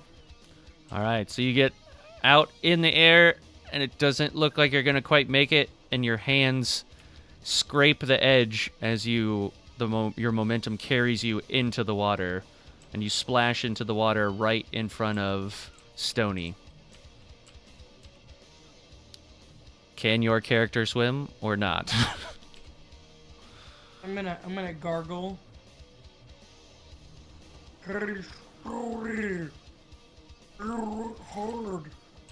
Stony, you very quickly realize Sailor Sun cannot swim. Okay, yep, I'm gonna plunge down. All right. You very expertly, no problem, pick up Sailor Sun and swim her to the top. Oop, there we go. I mean, technically, shouldn't she be able to breathe in his presence? Why is that? Because he's a mermaid. Well, have you tried. seen him? No one can breathe in his presence. He's gorgeous. You think I just damn. have a giant bubble around me? What do you Damn. think? Can mermaids What? do that, or is this like Little Mermaid, like Disney physics thing? Yeah, I thought this was Little Mermaid lore. Is that right? No. This isn't. Did you guys not know this? The lore about mermaids is that if like you were drowning like at sea or something, they would come up and kiss you, and you could breathe underwater as long as you were holding their hand. Stony, would you like to kiss Sailor Sun in order to allow her to breathe? Yeah, no, I'll put a big one on her. It won't do anything. But All right. So yeah, Stone. I'm gonna do it really. I'm gonna like. Hey, Oh, are you stepsister okay? from the moon. The only one- have you guys seriously never heard that lore? There was even a Disney movie about the boy that was like That's half. I've never heard that one, and I research all the stuff on mer people, so that's crazy. That was in Pirates of the Caribbean. Yeah, I don't remember that. No, I'm not gonna do that. I'm just gonna save her. Oh, okay. All right. It's called Mermaid and the Lawsuit. I've never heard of that. All right. Yeah, you just bring her up to the surface of the water. So Unless Tug is yelling underwater, give her a kiss, give her a kiss, and I'll just give her a kiss. Just super excited about it, just waving his arm. it did sound like Tug was doing that, but it's up to Tug, I guess, really. All right, I'm just gonna throw her out up on the nearest non-water area. All right. So Soul, he kind of throws you up on the rocks down below. Best you can get. Oh my God, what is going on? Ah! Oh, Whoa! you're pretty strong. Oh, you have command of the water now. So there's some rocks I below am the Sailor Sun. below the platform, and you're gonna have to, take your final turn to climb up, but you'll be behind the rest of the group if you want to do that. Oh, I'm gonna like chuckle to myself. I'm like, oh, okay. My recharging took a little longer than I thought. Cool. Oh, that stone bone was there. All right, so you climb up to the next platform, and now we know that Sailor Sun cannot swim. We'll have to see if Soul can swim at any point. Man, this is like half the group is just Terrified of water? yeah, it's just not a good time. That brings us back to the top. So Stony, you are up. So you just, helped Sailor Sun there. But what you want to do now? Yeah, just keep going in case anyone else falls into the water. Okay, so you're going to follow around to the left here? Yep. Gotcha. You going to go on the surface, or you going to go through the, labyrinth here? Yeah, no, I want to go down. All right. So you go down. You make your way through, kind of swimming around. You make a right. As you approach on the right, you can see over to the left there is another shark swimming around. It appears to be keeping its distance from the stone sort of column, and it is not approaching you at this time. But that was one of your movements there. That was, we'll say, good 30 feet. So you still got one more action if you want to take it. It looks like ahead of you in the water, it's kind of braced off. There's a tiny little gap that you can squeeze through, or you can try and swim past the shark on the left. There's a more, larger space down there. I want to sit on like the nearest rock wall where I'm like halfway out of the water. Sure. And just tell the people, tell the group, there's a shark in the water, so try avoid falling in. Do you think that's gonna make them more or less nervous about falling in the water?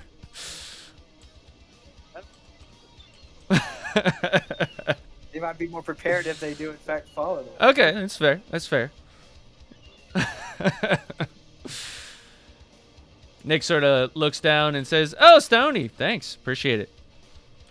You hear that, Tyrell? There's sharks in the water. Not funny.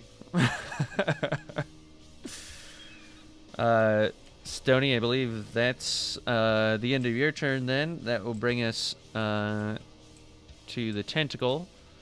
The tentacle that you swung at, Tug, is going to sort of loosen its grip on the top, and it's going to try and wrap itself around you. So I need you to make a Constitution saving throw.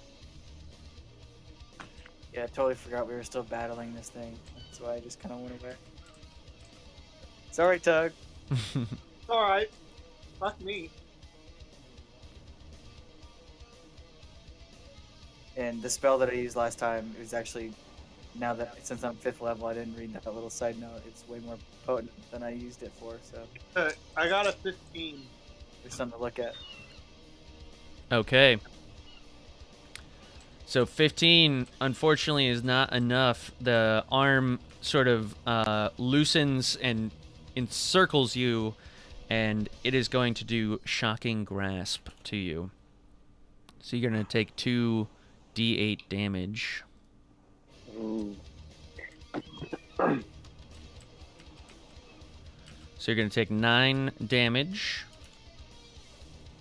And he doesn't have any reactions, is that correct? To the water? Or what do you mean, reactions to, like, Shocking Grasp Doesn't itself?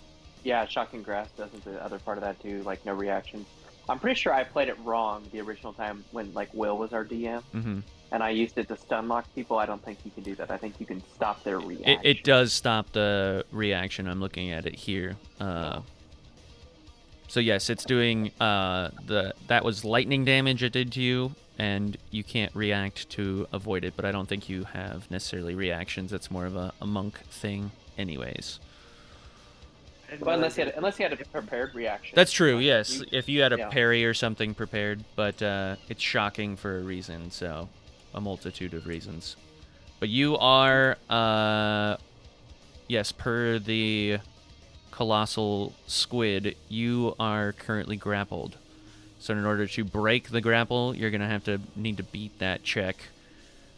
And it is a 16 check, Constitution. If Josh is truly the god of the sea, he can call upon sea creatures to help him. Tug, it is in fact now your turn.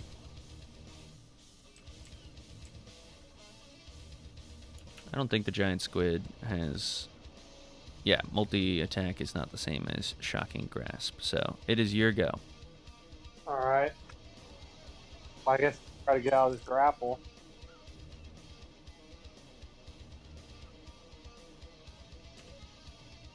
I got a 17. All right. Tie it. The check was 16, so you beat it. So Oh, fuck. you sort of used the phase scimitar to threaten a stab. You sort of raised it up in the air like you were going to bring it down on it, and it realized what you were going to do, and it unraveled, and it sort of spun you through the water, but you are free from the clutches of the giant colossal squid. Okay, I want to cast Hex on the giant squid. Okay. What does Hex do? I got it right here. I thought I had it. There it is. You place a curse on a creature that you can see within range. Until the spell ends, you deal an extra 1d6 necrotic damage to the target whenever you hit it with an attack. Also, choose one ability when you cast the spell. The target has disadvantage on ability checks made with the chosen ability. Okay. If the target drops to 0 before the spell ends, you can use a bonus action on a subsequent turn. I can't say the word. Subsequent? Subsequent turn of yours to curse a new target. So yeah. I'm just the duration is for 1 hour. Okay. Is this just is there a check it needs to succeed?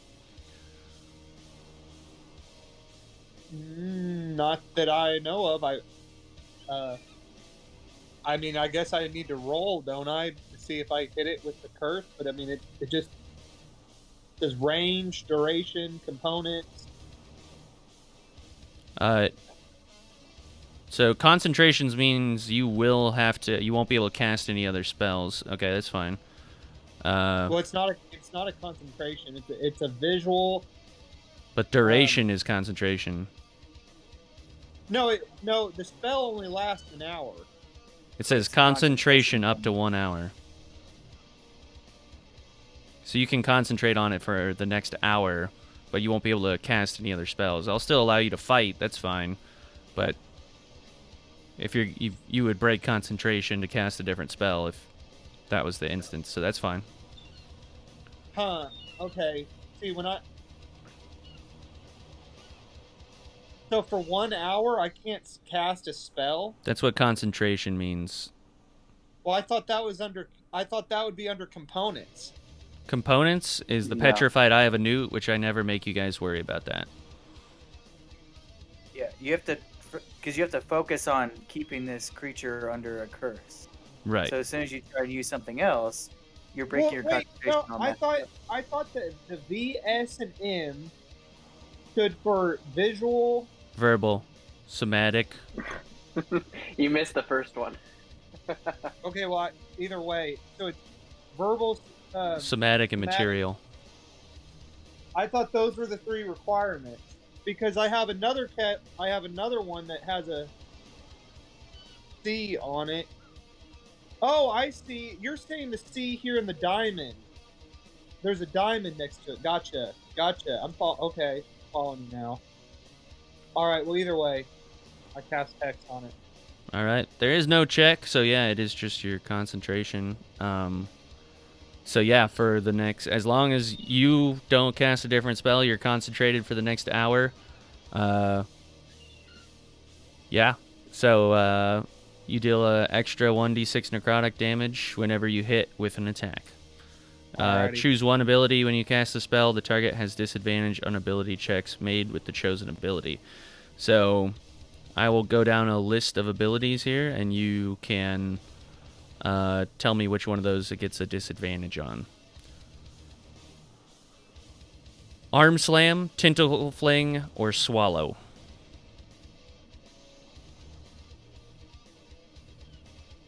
I'm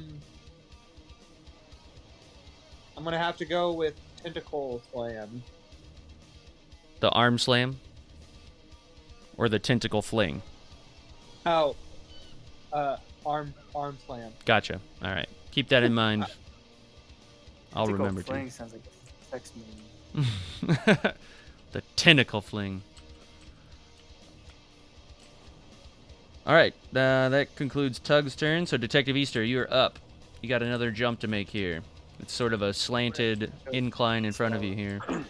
How high up is this roof here? I'm gonna shine my light up there. And It's at least a little bit more than your height. So, however tall you are, it's that and then some.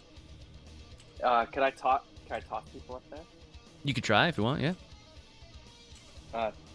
Tyrell, would you like to inspect the top of this roof here? It might be sturdier than jumping these ledges. You could climb on my shoulders and I could lift you up. I think I'm good with that. I don't think that should require an acrobatics check. Maybe a balance. It's going to require a strength check from Detective Easter, and it is going to require acrobatics from whoever's getting on his shoulder. Oh, okay. I'm not your guy. I got a 19 on strength, so I just hoist you on up. If you're trying that, so. So Nick's kind of in front of him at the moment. He says, "I'll do it first," and he rolls a nat 1. He falls in the water. I Falls pick like him a dead I pick body him up in the too water. hard. He So he my 19 jumps. throws him in the water. He tries to jump on your shoulders and put his feet on your shoulders, and just immediately goes up in front of you and down into the water. He only goes about knees high because there is a rock, so he's going to take a little bit of damage for that because he didn't expect there to be rocks so shallow in the water. Tyrell, will you be more graceful than that? I guess we got no other choice. Give it Your strength roll stands, Detective Easter, Okay, but Tyrell... 19, so. Don't get a 1, you're going to fall back. I'm not joking. You got It a is 1. a nat 20. Oh! 19 and a 20, that's perfect. Yeah, Tyrell, you jump on the shoulders of Detective Easter, looking like you're doing exactly what Nick was trying to do, and you are able to jump up high enough to get your arms on the ledge and pull yourself up. Man, maybe I am good at this. I don't know. You hear sort of swearing from down below, something about these pants are too expensive to get wet, and Detective Easter, it's still your turn. So you can jump 1/3 of your feet, or 1/3 your running distance or walking distance, right? Like if I can go 30, I can jump 10. Yeah, we'll say that. Yeah. So if I can go, since I have 45, I can. You'd be able to just get your 15. hands up there. Yeah. Yeah. So I'm just gonna jump up there since I got 15 foot of jump. So I'm gonna try to jump and pull myself up with Tyrell. And just leave Nick down there. Sorry, bud. All right. This is the plan. You failed it. Yeah, just give me a acrobatics check then. Oh, I got a nat 1. So. No way. I did. Yeah. All right. You jump up and you jump a little far to the left, and you get both claws on, but the rock gives way. It's a very slippery rock, and you fall down on top of Nick. And Nick now completely gets submerged into the water. He is a dragonborn. Yeah, just fall on top of his head, which is not a thing to do. And you are just sitting on top of him in the water, and he is just punching you with both his fists to get off of him. Does that end my turn?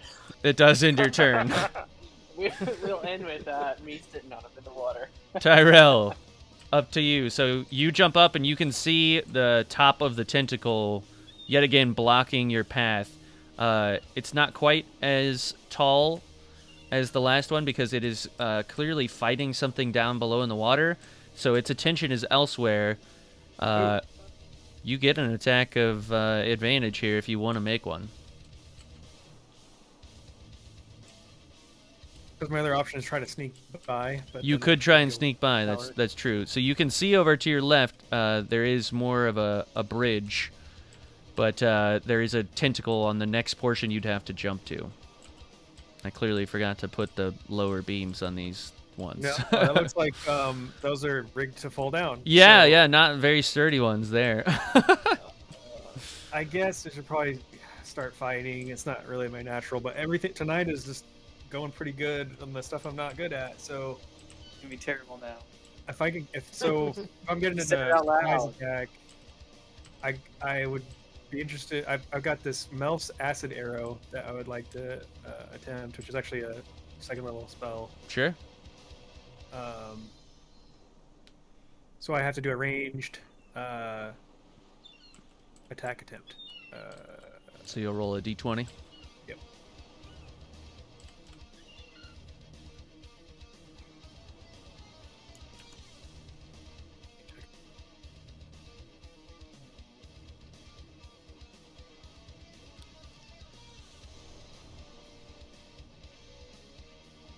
It's going to be 18 total. All right, that lands. Cool. And then what it does is on success, the target takes 4d4 acid damage immediately and 2d4 acid damage at the end of its next turn. So 1d4, you said? 4d4. 4d4. Okay. Do you want to roll for that then, or you just wanted to take the... Roll. I have multiple 4s, so here we go. Exciting. Okay. That one stuck. That was okay. That's 8 total for the immediately damage, which, All right. and then the 2d4.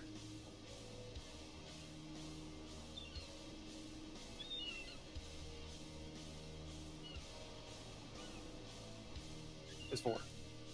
Okay, so that'll happen on its end of its turn, right? You said? End of its next turn. Yep. Gotcha, and that's -4, you said, right? Yep. Gotcha. Cool. Okay. Very good. Yeah, so you used an action to get up and you attacked to success. Look at that, Tyrell. I believe that brings us back to Nick's turn, right? Yeah. So Nick is pounding and beating. He's going to try and do a strength check to get you off of him. Or strength roll. 15 plus his strength modifier. Oh, damn, it's a 20. So he pushes you off of him enough, yes. And he stands up out of the water just sort of waist high at first. And you just hear That's this. crazy. It was super slippery over there. So he sort of like big gasp, like, "Ugh!" He says, "Do you know how much these clothes are worth?" I have no idea how much clothes cost. I don't have that much money. I have half a mind to turn around right now, go back home, and get a new pair. Do whatever you want. I don't care. Oh, no. No. This tentacle bastard, he's going to pay for this. Do you think the tentacle bastard has money? Oh, he'll pay for it in blood, or ink, or whatever the hell's inside of him. If I have to squeeze the blood in order to make coins, I will do it. I will find a way to get my payment back. These clothes... Well, what if the tentacle monster is just misunderstood and actually has a society of tentacle monsters? And is I just think you looking for a new misunderstand just how much I want to hurt this squid right now. god? Okay, well, Dion, you can use me as support to get up to the next ledge. He sort of jumps off of your leg that you put out, sort of puts his hand on the wall and his foot on the little incline, and sticks his hand out to help you up as well. I accept. All right, so he sort of does his best to lift you up, but most he does is just sort of provide an extra anchor for you, and he pulls you up and you guys are now on top of the next section. Cool. So that's both of his movements. Sailor Sun, you are up. How do you want to proceed here? Straight. All right. You make it all the way. Your end of your movement will be this jump here, so just make a athletics check.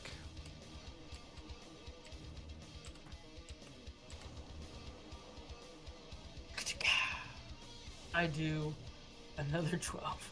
All right, this one you make. It's not as big of a jump. You feel the creaky boards once again sort of groan under your feet, but you make the jump no problem, and you move forward. You still got another action if you want to take more movement. I will jump again. All right, make another athletics check. Oh gosh, a 9. All right, this time you jump and you sort of land, and you like land with your torso on the incline. You start to slide down, and Nick sort of sticks out his hand, and you grab it, and he pulls you up onto the ledge. Yeah. But yes, Stony was ready to save you again and maybe kiss you, but this time he didn't need to because Nick was there to keep you from falling. Oh, pervert. In fact, it is Stony's turn yet again. So you've seen them make the jump. You don't know what they have in store for them around the corner, but what you want to do, Stony? Yeah, I guess I'm gonna go back towards Tug. Not a whole lot of Alright. action. This time you kind of run across the rocks to save yourself a little bit of time here. You jump down in the water, and you see that he is currently in a bout with a tentacle. He just cast a spell of some kind, as best as you can tell, but you still got enough, like you're within attack range if you want to make an attack after your movement here. So the Yeah, no, tentacles, I'm yeah, just right in front. Okay, yeah, I'm gonna just big O stabby stab. Try it. Give me a d20 roll, see if you break armor class. And I'm gonna use booming blade again. Okay, And so I was wrong before, so it's actually a little more lethal than it was gotcha. if I actually connect. 16. Yep, that lands. Okay. So is the booming blast like bonus action or something, or what is it a No, spell? it's a cantrip. A Booming cantrip? blade's a cantrip. Yeah. So at 5th level, which I forgot that I was at 5th level, it's an extra 1d8 thunder, just with my normal attack for my trident, and then when it moves 5 feet, it's a 2d8 thunder. Okay, if you're gonna do booming and blast or booming blade, brandish weapon using spells. Oh, and make a melee attack with it. Okay, yeah, that's pretty darn good then. Yeah, no, I forgot that I beefed my guy up, so literally all the cantrips I picked, or the cantrip I got, is based on me touching anything with the yeah. weapon. It's nice that it says you cast the spell and make a melee attack. It doesn't just make you imbue the weapon or anything. So yeah. Okay, so the initial booming blade attack is a 12. All right. You It don't even need the moves. extra damage because you sever. Or actually, sorry, you're just shy of severing. So continue with the booming blade. Okay, yeah. So then if it moves away, then it takes some more damage, but it's just right. Like move away in a sense that it's trying to flee from you, or just If it moves 5 feet at all, then it takes an extra thunder damage of 2d8. gotcha. So your 12 severs it almost even more than the first time that you made a stab at this thing, but doesn't sever it completely, and it's still close to you within 5 feet. Like it's almost got nowhere to go between Tug, you, and the wall. It's pretty tightly wrapped around the posts, so it's hanging on by a thread. The inky sort of blood spills out again and makes the water a little bit murkier. But you didn't quite kill it just yet down there. It's thicker at the base. Okay. I want to give Tug a big thumbs up. All right, it's going to be the tentacle's turn this time. So the tentacle up above after getting shot by the acid arrow is just not quite in range of Tyrell. So it's going to try and slither down the sort of column down here, and it's going to try and make attacks on you guys. So the colossal squid is going to try and do an arm slam from up above. But it's going to have the disadvantage on that. Isn't that right, Tug? Yes, that's right. Yeah. Okay. That's the one. Yeah, that's right. My phone froze up. Okay, so you guys will need to make a Constitution check, but in order to give it a disadvantage, you're going to get advantage roll. So roll 2 d20s, Constitution modifiers added to it, and you take the higher of the two.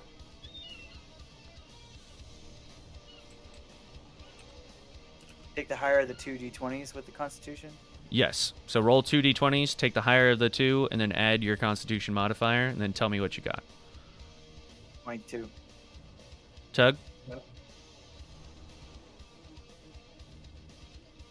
So, 21, but yeah. Sorry. 21, that's fine. Tug, what'd you get?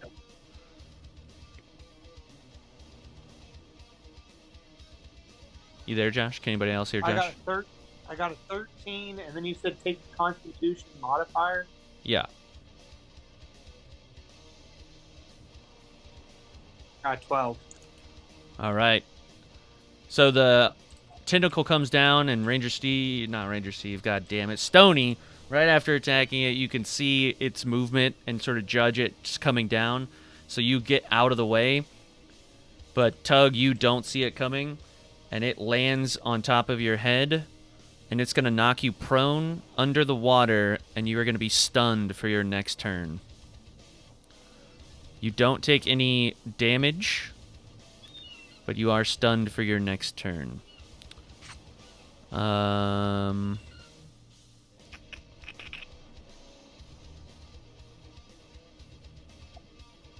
Yeah, that's going to be its turn for the tentacle, the one tentacle here. Okay.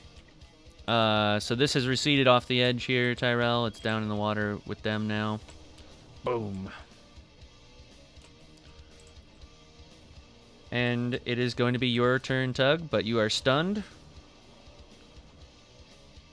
So you're just going to have to sit this turn out, unfortunately, and we're going to jump back over to Detective Easter. Alrighty, I'm gonna run around and as soon as I can, hop up onto the stone platform. You make it no problem. No big creaks or anything. You make it up to Tyrell, where he has a smile on his face. Yeah, I'm not gonna tell him that I fell in the water. I'm just gonna keep running. Totally can't tell. Sure. So where are you running to? So we'll say your movement. Straight. Got There's no tentacle monster. So then I'm gonna go jump across the next platform. Okay. So you jump across to the next platform. You land. The platform sways a little bit, but doesn't teeter. You can feel it creak and groan and sort of sway with the tentacle that's in front of you. But you've used 2 movements to get here, so... Oh, now I get plenty of attacks, though. So I may have used up my 1 attack, the extra one that I can use as a movement. But I get extra attacks for my abilities, so I'm going to attack. All right.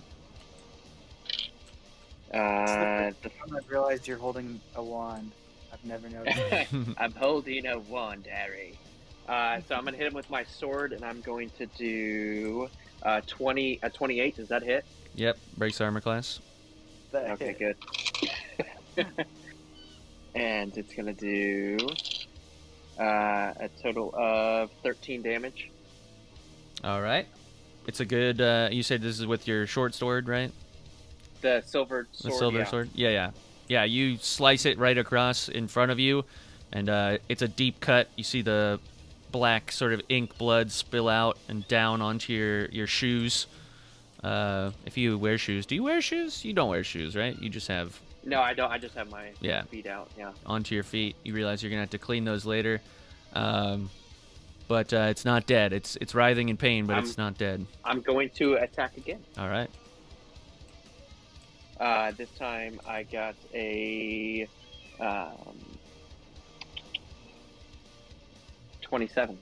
That breaks armor class. Okay, and I got an 8 damage. All right. Tell me how you cleave the tentacle. I did the 1 slice, the 2 slice, and I'm used to having some sushi, so it's easy enough. All right. It sort of slumps to the ground in front of you and slithers off the edge and splashes into the water below, leaving a black ink trail on the spotted boards behind it. I believe that'll Alrighty. end your turn. Bring us Yeah, Yeah. because I'm not attacking anymore, so Gotcha. that'll end it. Tyrell, you're back up. So, my tentacled friend has slithered away, Yes. and now Easter has gone through this path Mhm. ahead of me. All right. Well, I'm following after Easter. All right. Take your movement. Your movement will conclude, or your one action movement will conclude once you make this jump or don't make this jump. I'll extend a hand or at least try to help him if Sure. he tries to jump here. It's a not a big jump, but it's a gap. So athletics check, please.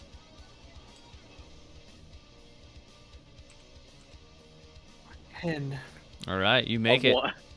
Of 1. He just slips. It's a little slippery from my feet. If a -2 to athletics. Pretty. Do you really? rough. That sucks. Yeah. but you have the rope, dude. You got the rope. If the ink had spilled, closer to that part, it would have been bad. But for the most part, It should just. it's It clean. should literally be just an extension of your arm at this point. Ooh. Throw it We can out. wait all this time for the rope, and then we get here with the rope challenge. There's not much going on. But it's still your turn, Tyrell. So you still got one more action from where you're at. Like a whole action, or like A should I whole dodge action. A whole action. Because all you did was move from here to there. No, I want Easter to go first, so I give him a high five. Okay. High five.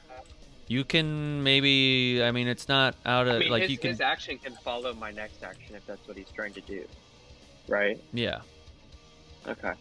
Or you can, prepare something for it. Like, there's another jump here, and it is a little bit wider. Yeah, is there a way I could have mentally prepared for a slightly better? I mean, even from where you're at now, you could cast your something the distance that's between you and the next little gap here. Okay, fine. I'll just probably echo jump it. I'm sure you will. That, Okay, fine. that's fine, Um, but I mean, like, it's I'll- preparing something for you essentially for your next turn. Yeah, I'll try that then. If I can throw it far enough to get the rope to touch said other rope over there potentially, and then I can Yeah. ask it to tie a knot. Yep. Yeah, no problem. So you sort of move forward a little bit and cast the rope, and it flies out there, wraps itself around the ropes that are hanging from the edge of the boards, and you have the other end. What are you going to do with the other end that's in your hands? Hand it to Easter. All right, you hand it to Easter.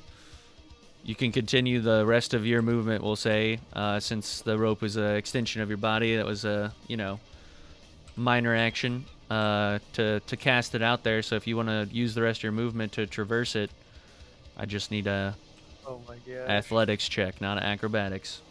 Oh my gosh. Okay. I'm gonna suck if I miss. I'll try it. I'm not kidding. It's a nat 20. Damn, all right. You're using up all your 20s on. You're gonna fail this so hard. jumping You're gonna ball. die Tonight. tonight. You're gonna die tonight. Just as things are looking up for Tyrell, he's just gonna get like struck by lightning, just dead on the spot. All right, guys. I need you to roll a death saving roll. Everybody, right now. 1. All right, so Tyrell, nice job. That's gonna bring us to Nick. Nick wastes no time. He even kind of jumps here, jumps again, and clears again past Detective Easter, making sure not to slip on the ink. But let's give him a roll for the left one and the right jumps. Oh my god, dude. Nick, what is wrong with you? Nick immediately jumps from the first and lands here and slips on the ink and falls down onto the rocks. I just picture it like a just comedy right now. Oh man. You just hear more swearing from down below as he didn't land in the There's water fucking this time. tentacle monster. You just hear him, like, yes, hitting the dead, severed tentacle arm down below in frustration. That then brings us to Sailor Sun's turn. I'm gonna run to the restroom real fast. You're good. I would like to be just as smooth as Nick, but better in every way. Yes, you make it all the way up on your first movement, and then I need you to make an athletics check to clear the small gap here. Well, like Tyrell, I also can't escape 12. Very nice. You make the jump. So that was one action. You got another action if you want to try and make the next jump. Oh, hell yeah. Tyrell's rope, as far as I know, is still in Detective Easter's hand. So, you know, your check here is easier than it would be. But go ahead and make another athletics check. Well, I'm going to challenge it with a 9. You do, in fact, make it. Aha! Suck it, Nick.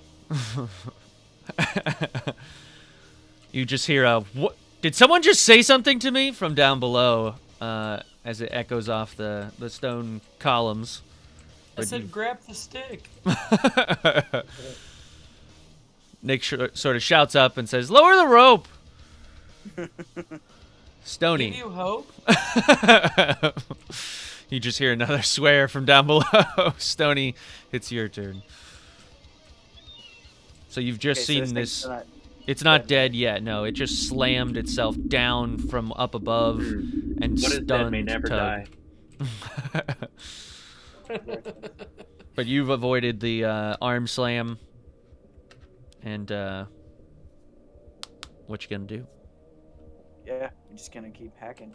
All right, give me a d20 roll for an attack.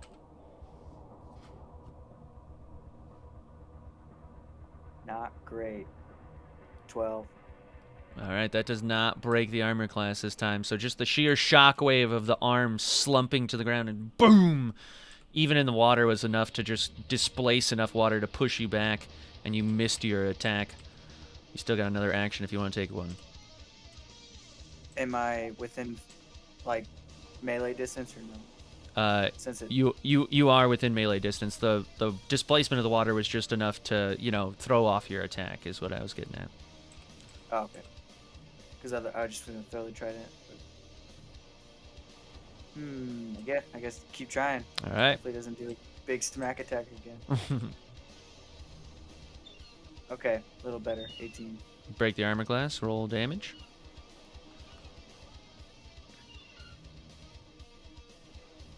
8. All right. Tell me how you cut the rest of the tentacle off. Just a big piercing pin up against the rock. Oh, damn. Yeah, so as you pin it to the rock with your trident, you see the bottom half sort of rip away as it like, you know, the part that's still connected to the squid. It's so terrified of what just happened that it dislodges the rest of its arm. You see the, like, sort of slimy flesh, like, stretch and then finally rip and give way as the bigger part of the tentacle slithers deeper into the water ahead of you, and the top of the tentacle is left with your trident sticking in it. And do a minor action and check on Tug. Yeah, so you sort of shake Tug up a little bit, and he's back in action.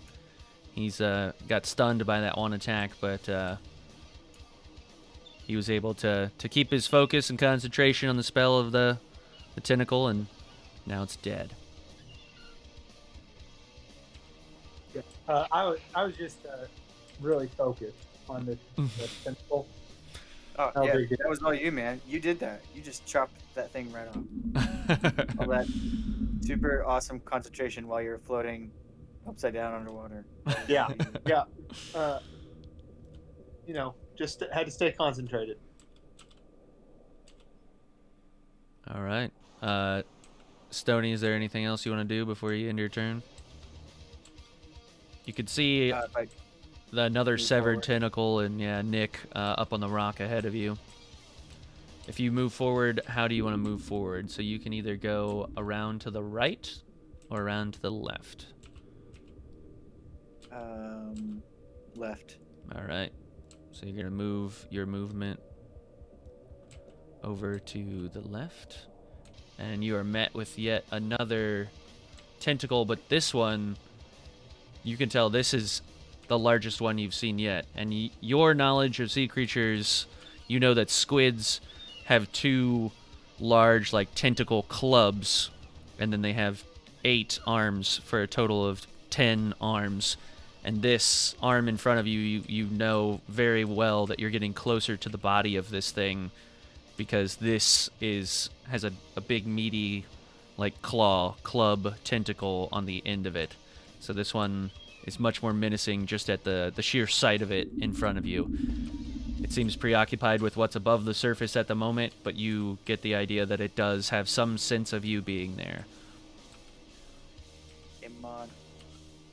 All right.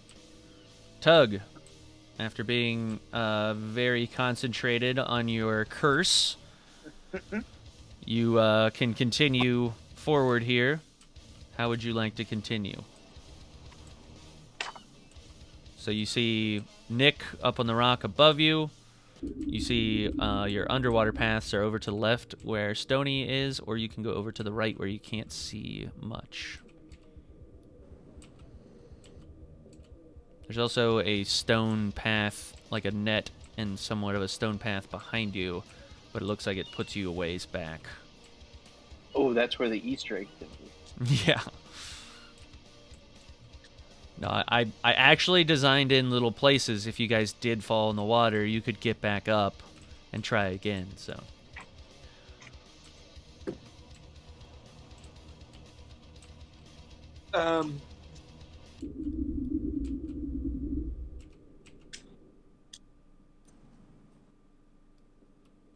The whole underwater thing is so cool. It's what's even cooler is you can even control the, like, so I could just flood everything. Just be like, "Ruah!" But I won't do that. Yeah, I'm going to follow Stony. All right. I don't know if you can hear it though. The Boy, coolest, that shock took a lot out of him. yeah. The coolest thing is when you go underwater, it actually sounds like the music is being played underwater, like the guitar solo and everything. I don't know if you can hear the battle music or not, but I can't hear the music at all. really, it's so weird to me. I don't know what happens on you guys' end that, like, Josh's is super loud and you can't hear it at all, but It kind of sounds like, Big Larry came around just to put him down. SpongeBob turned into a clown, and no girl ever wants to dance with the Kuatoa who went and ripped his pants. We're listening Billy right now. A couple of you guys got a sentimental moment right there. That's Tug's swimming song. When he swims, he can't help but use that to keep tempo. But Tug, as you approach the tentacle, you sort of size up the same situation that Stony did, that the tentacle in front of you is going to be a little bit more formidable.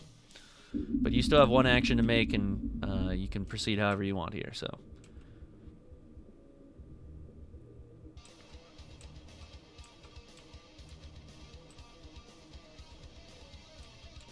You're on mute if you didn't know.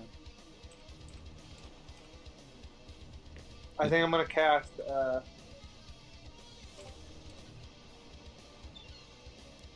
healing word. On yourself? Yeah. All right. So that'll end your turns, I believe, correct? Yeah. All right. Go ahead and roll. You keeping track of your health, I assume? Yeah. All right. I can trust you to do that. We'll take us to Detective Easter.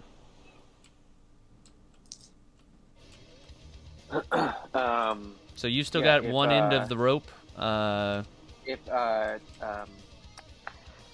good old Nick was trying to get up, I would, assist him with the rope there. Sure. So you can lower the rope down to him. We'll just say that's a minor action. You don't have to. Are you going to pull him up, or are you just dropping the rope down to him? Dropping the rope, and I was just going to hold so that way he could climb up if he needed that. Sure. He said he needed the rope before I heard him say that. So He appreciates it. He sort of grabs the rope and then uses the pole to put his feet against as he uses your counterweight to pull himself up. No. He says, "Thanks, Detective Easter. You're definitely proving your worth here. I don't know what's going on with me, but maybe you had a bit too much blackberry wine back at the manor." I had a bunch of the rum ham. It was delicious.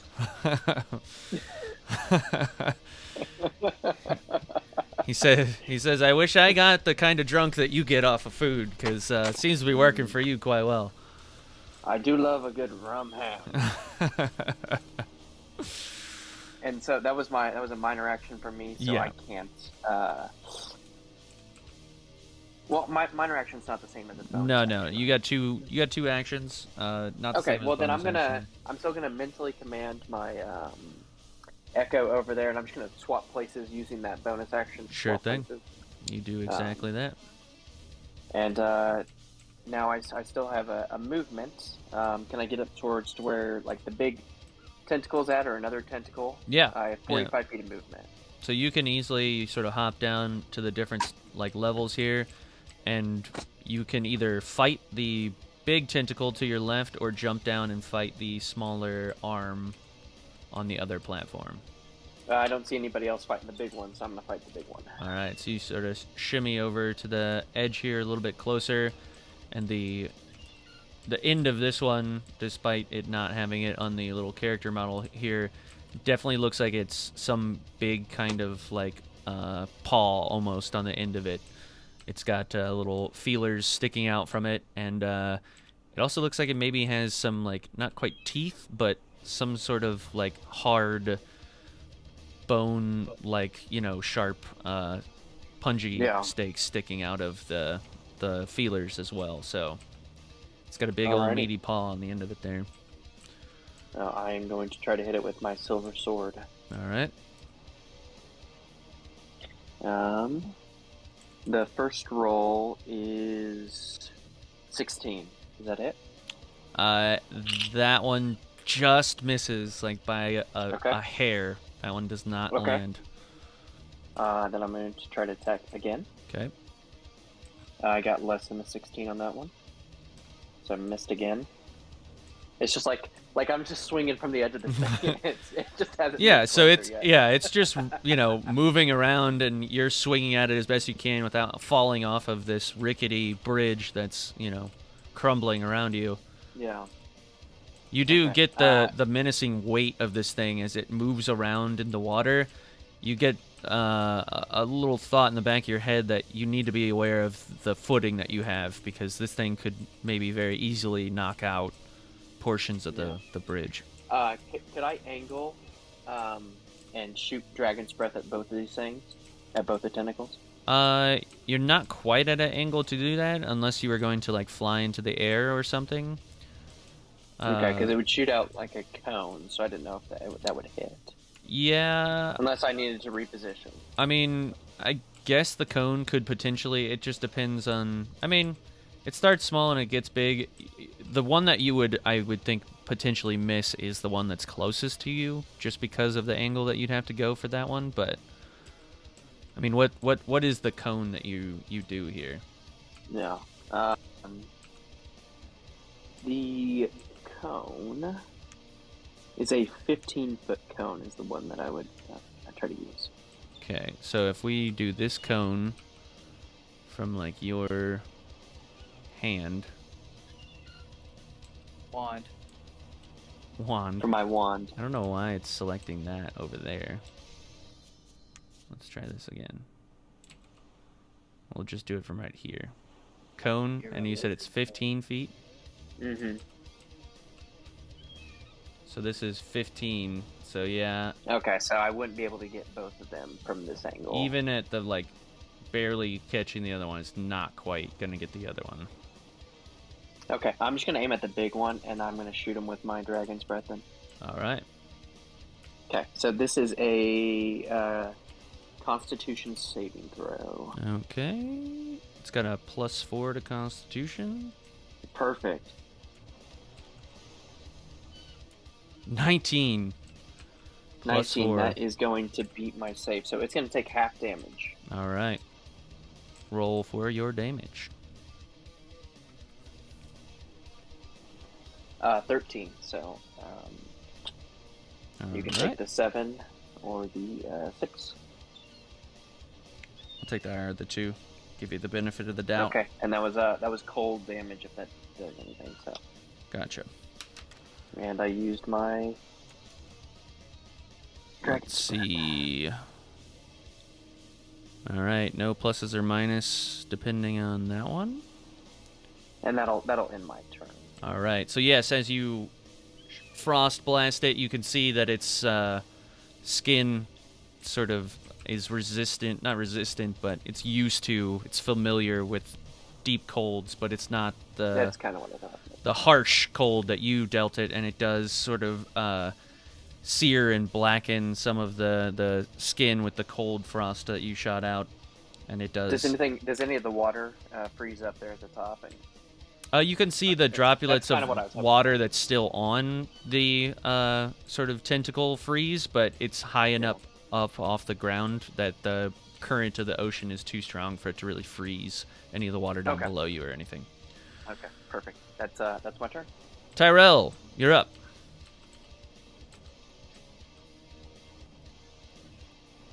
So you just watched Detective Easter jump down, take a couple swings at the large, meaty paw of the squid, and then frost breath it.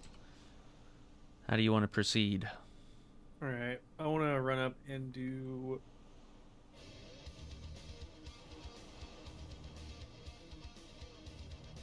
Like confident. Oh, I want to do cast another spell. Okay. From where That's you're at? If I can get a little closer. I only need to be 60 feet away from it. You're in the clear here. You're within 60 feet. As long as I don't hit Easter on accident.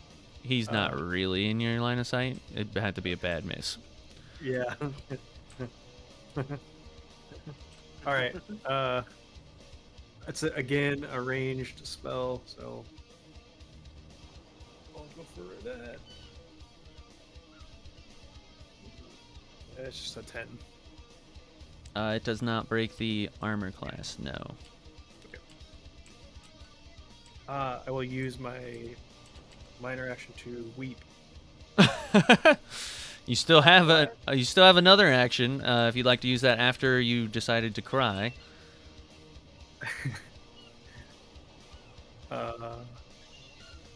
If the spell that you tried to use, if you didn't use the spell slot because you didn't get to use the spell, we'll say that. Okay, that's fair. Oh, so you're saying I can try again? All I'm saying is if it wasn't a cantrip and you were crying because the spell okay. Yeah, it's a first level spell. Yeah, then you can cast the same spell again. That's fine. Okay. Big money. 12. No, sorry, that's 13. And those are with your modifiers.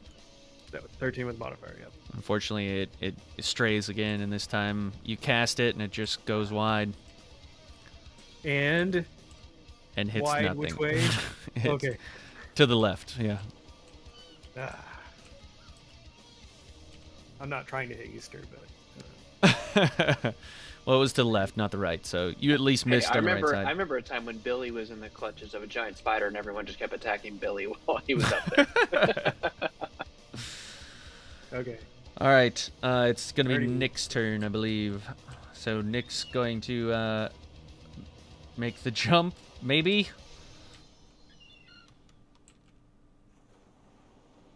Oh my god, dude!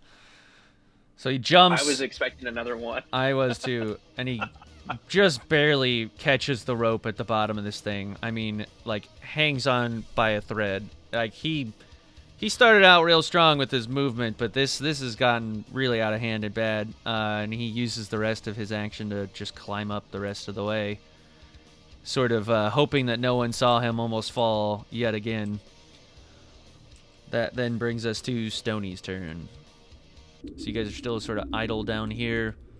You can see the tentacle starting to thrash around from an attack up above, but it is not focused on you at the moment.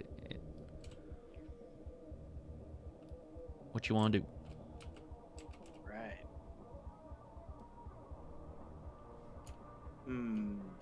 Not much for stealth. So I'm just gonna big old poke. Right in the big vein. Yep. Big All old right. pokey poke. Not a very good pokey poke. 13. All right. It goes wide. It's thrashing around enough that you just happen to miss. Alright. Okay. Try it again, but I'm gonna use booming blade this time on it. Maybe that'll give me some. All right. And it does. 17. All right. You break armor class. Go ahead and roll damage.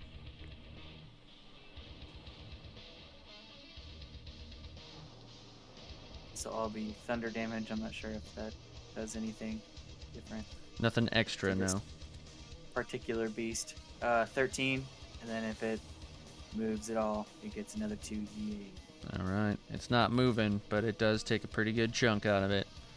This is, you can already see a much girthier tentacle than the last. So you're slowly Keep going. chipping away at it. Keep going. All right. So yeah, that was your 2 actions. So it's going to be the tentacle's turn. I get 3. You get 3? Okay. Yeah, as a fighter. Same thing as Ranger Steve. Gotcha. Having the 3 attacks is real nice. Plus a movement, plus a bonus action. I feel like most classes now, you get to level 5, you're just gonna get 3. I mean, I'm nice, and just to keep the flow of things, I give you guys 2 actions, and you can spend both actions to attack, so it's... Yeah, so you can use your movement. If I use my movement to attack, then I'm doing 4 attacks, plus I can do bonus, plus there's the extra attacks I can do per day. Yeah, I just wanted to help move along, because I know we have a lot of us, and we already wait very patiently in the queue of people to go through their turns, so... Right. I want to move to the other side of it. The Okay. east. Yeah, so you don't disengage from it, but you move... Oh, you found an artifact. Yes! I want to pick it up. It looks like it's just a 5, rock. You would rate the rock about a 5 out of all the rocks you've ever seen in your life. 5 out of 20.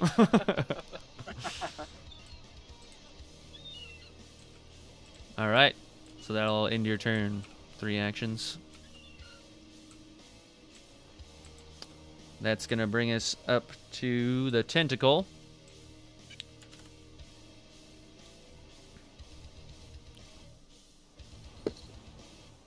Earthy tentacle. Yes.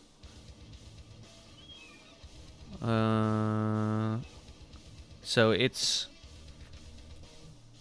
down below. You can see where you had just done damage to it. And not all of the damage that you had dealt to it, or all of your damage you had dealt to it, I'm sorry, is healed. And Detective Easter, up top, you barely see a little bit of it sort of stitch itself back together. But So it's regenerating. you can see it regenerating. But it's regenerating underwater better. It is the portion that you attacked regenerated fully, yes. So is it the tentacle's turn and it's regenerating, or it's regenerating like during our turn, like we had regenerated? So it is a passive trait of this specific tentacle. I didn't give it to all of them. I gave it to the 2 big ones, but this one at the beginning of its turn, it regains 15 hit points. Okay, perfect. All the damage we did. So there are things to prevent regeneration, but as of right now, none of those conditions have been met. So We learned something. yes. We just gotta do a fuck ton of damage in the turn. It is now going to do a multi-attack. So it is going to make 3 attacks with its tentacle. No. So it's going to attack the 3 people close to it. So I'm going Sailor to Sun, roll Kyle, the and d20. Would Let's you see. count that as 5 foot of movement or no? Like the portion that you... it's tricky, right? So where you hit it Right, with the yeah. thunder, like, do you think that the top, if it attacked Detective Easter, does that count as 5 feet of movement? Or from where you attacked it, if that moves 5 feet away from you? Like, So I was Yeah, I would- thinking, does it count as a tentacle moving or the entire entire squid? I feel like the base would have to move away. yeah, like, I would also think just to get the correct like whip at the top. We'll say that its movement is going to make it move from you. Is it from you or from the point of attack? It's from- gotta be from where they were at, right? Like if you're next to them attacking with melee, you're within 5 feet to attack with melee. Yeah. So if they I mean, move away, that's the attack of 5 The feet. language is just if the beast itself moves 5 feet. Gotcha. But if you're using the tentacle as a separate entity of like the squid, The top and the bottom, or I don't know. Hmm. I'm gonna- So Cameron, I'm are you gonna- talking about the squid, or are you talking about like the top and the bottom of this tentacle, like because you're attacking the bottom and I'm attacking the top? I think I've got the correct ruling here. Is that it is still within attack range for you, which is like your 5 feet. So as long as it remains in that, and it's not trying to like move away from you, or the tentacle doesn't get 5 feet away from you, I would say that it's not going to take that damage. So if it tries to attack you or attack someone else and it gets the distance away, it'll take the 5. I'd say if it's going to attack you, it's not going to move 5. If it's going to attack Tug, it's not going to take 5. But I think it would have to move its base far enough away from you, more than 5 feet, to attack Detective Easter. So it will take the thunder damage on that. And I believe it's 1d8 thunder damage. Is that correct? it's 2d8. if it 2d8? moves Okay. Before my next turn. Gotcha. Roll your 2d8s right now, and I will roll the arm against Detective Easter. This gets a +9 to hit. No, let's just not do that this time. 12. Oh my god, dude. Jesus. Kristen, you and Jared are the king of rolling these crits right now. Jared took all my mojo tonight. So critical fails, so it moves away. It doesn't hit you whatsoever. It actually loses sight of you. And It actually repairs the structure. it does sort of hit the other tentacle, and they sort of get intertwined, and they're intertwined here for a moment. It moves well without the 5 feet from the thunder damage. So how much thunder damage does it take? 12. 16. A perfect 8 on both. All right.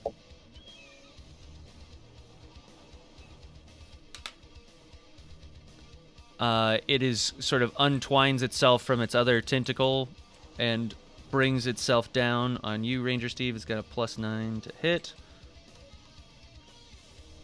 9. Does that break your armor class?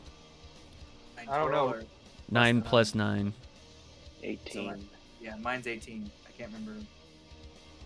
You got a high armor Tie. class. It's a tie. It goes to you. It's a 16, then I chose to have a shield, which adds 2. And it worked Oh, out. nice. All right. The It's gonna underwater make its shield. last attack on It's a Tug. turtle shell shield. Too. Pretty neat. Is Tug just gonna get beat up this whole time? Tug, Tug. I'm sorry, It's the buddy. worst night for you. Josh is getting beat up over here. It's rough. He did heal himself though last round. So He did. This is gonna do 4d6 plus 4 damage. Oh, God. he has like 100 something health. He's all right. Josh getting beat up tonight. Jared's rolling 20s. Yeah, so 4d6 plus 4.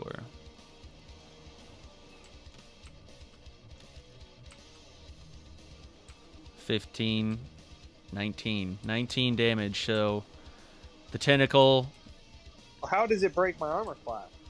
I rolled a 19. it rolled a 19 plus 9.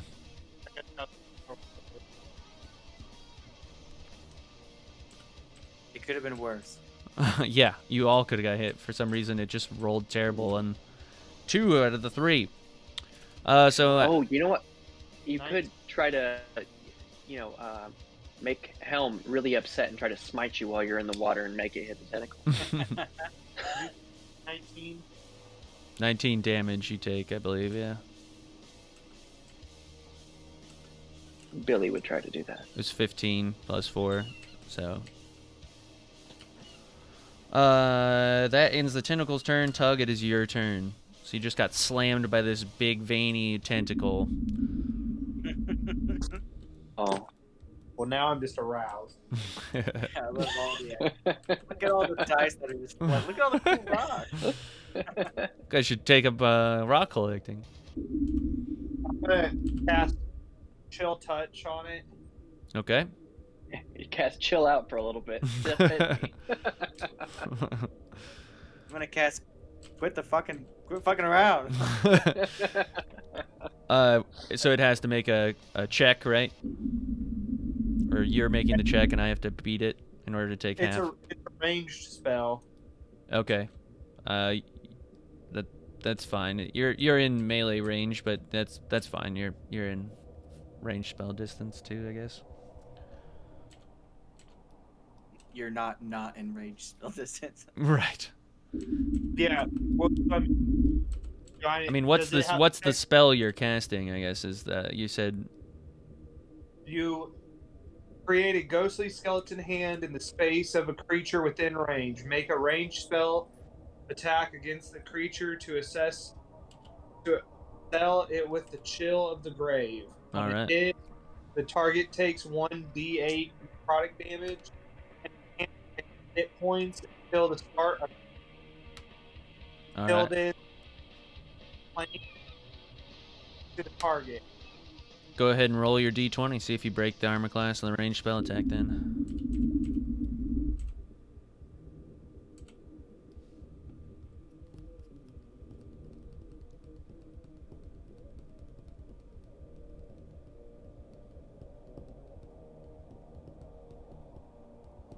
$21.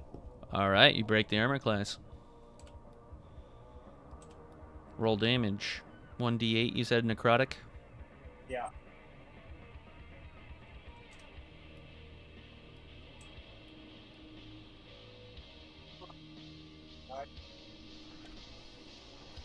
What'd you get? 8. 8? Yeah. Damn. Max roll. Nice job. All right. So yes, the giant skeletal hand sort of reaches out from you, sort of reaches around the big veiny bastard and just rips this like scratch across the right side all the way around back towards you. See the inky blood sort of spew out into the ocean as the claw retracts back to you, and it sort of threshes around as you see all of the like nerve endings on the either end of the scratches are sort of seared.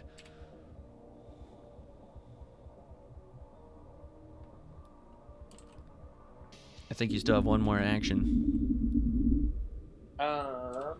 Yeah, I do. I guess I'll cast our.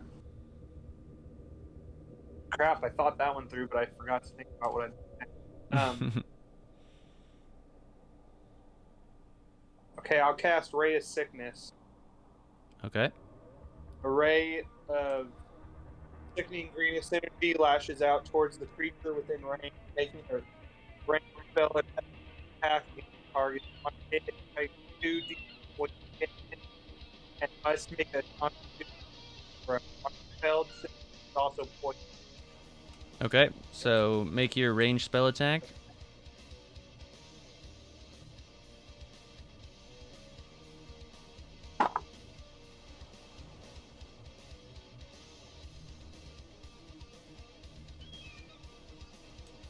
What'd you get?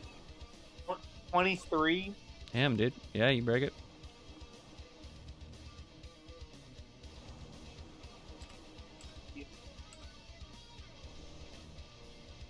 Five. And there's a constitution check it needs to succeed, right? Yeah. 6 damage. 14 plus 4, so it's got 18 on the check. Is that what it has to beat, or is that what you're asking? No. You know the number it has to beat. It rolled a 18. Yeah, it's 6. The check is 6. Okay, That's what I have. so it beat the check, so it takes half the damage, right? Or it's not poisoned. What was the condition? It's not Okay. poison. So how much damage did you do then? 6. Minus 6? Okay. Alright. Yeah, so you see the flesh inside of the wound that you rended on it just start to, like, wither and rot and die, and you get, like, a really foul smell underneath the water even. You see it sort of start to, the green, like, the black ink turn almost a pale green. And I believe that will bring us to Detective Easter's turn. Alrighty, still got this tentacle kind of Mm-hmm. up in front of me. I am going to attack it with the silver sword. All right. I get a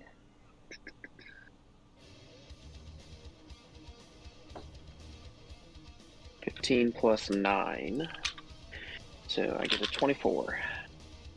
To break armor class? Yes, that works. Yes. And I do 10 damage with that hit. Okay. Describe to me how you finish off this tentacle. Just you said there was like the teeth area on it, right? Mm-hmm, mm-hmm. Yeah, I'm just gonna stab right through that. The teat area. No. Yeah, I'm just gonna stab. Yeah, so Big thrust right through. you kind of judge the movement of it. You jump into the air and you stab right through the like paw at the top of it, and you bring it down onto the platform with you, and you stab it a couple more times as it sort of tries to get away. Your sword is lodged in the wood of the bridge, and it pulls itself away and just splits itself the rest of the way down Ooh, to the tip of nice. it as it sort of sprays black ink all over and flops into the ocean down below. Mm. Did it land on me or Tug? You guys manage to dodge it, but you see this big wounded tentacle, and instead of it slithering away like they normally do, this one is dead. It barely missed Tug. It How did. much It did. movement do I need to get to the next tentacle? You only need like a little, like it would be an action to move, but I mean if Okay, because So- okay, I'll just move to the next one then. Yeah. okay. And then I'll start attacking it. I got a 26, You break armor class. and I do 12 damage. All right, it's a good little chunk, but not enough to kill it all the way. I'm going to hit it again, All right, and I got a 19. all right. Roll damage. 9 damage. Tell me how you cleave this one. Just right in half. All right, no muss, no fuss. You just chop it right in half, and it slumps, leaving another ink trail for Nick to slip on as it goes into the ocean. And that's the end of my turn. All right, Tyrell, it's your turn. Then it'll be Nick and Sailor Sun, and then we can call it a night if you guys want, because it'll be 10, just past 10. Ah, perfect. Tyrell, you're up. What you want to do? You just watched Detective Easter fight a big tentacle and another one slop off the side as he jumped down and cleaved the smaller of the two. And I'm over here with the other two. You're over here with the other two, yes. So yeah, heading Easter's way. That's my thing. Oh, and he didn't see anybody in the water, right? He just saw No. me. Yes. Flash these two. Uh-huh. Yeah. So you, with your movement, can make it all the way down to Detective Easter, but from here, you can choose where to go. So there's another of the large tentacles up ahead of you. Do I think I could have a good ranged attack at it with this, or is there too much obstruction in the way? So I mean, you could kind of readjust yourself here a little bit. We'll just say you went over this direction. It's gonna be a tricky shot, but you have a shot on it. I mean, it's doable. No disadvantage. It's just, requires. Well, I'll try it. All right. I guess you could aim down lower at the base if you want to shoot through the, wherever you want. You got plenty of opportunities to take shots here. So that's cool. Yeah. First one was a 7. All right.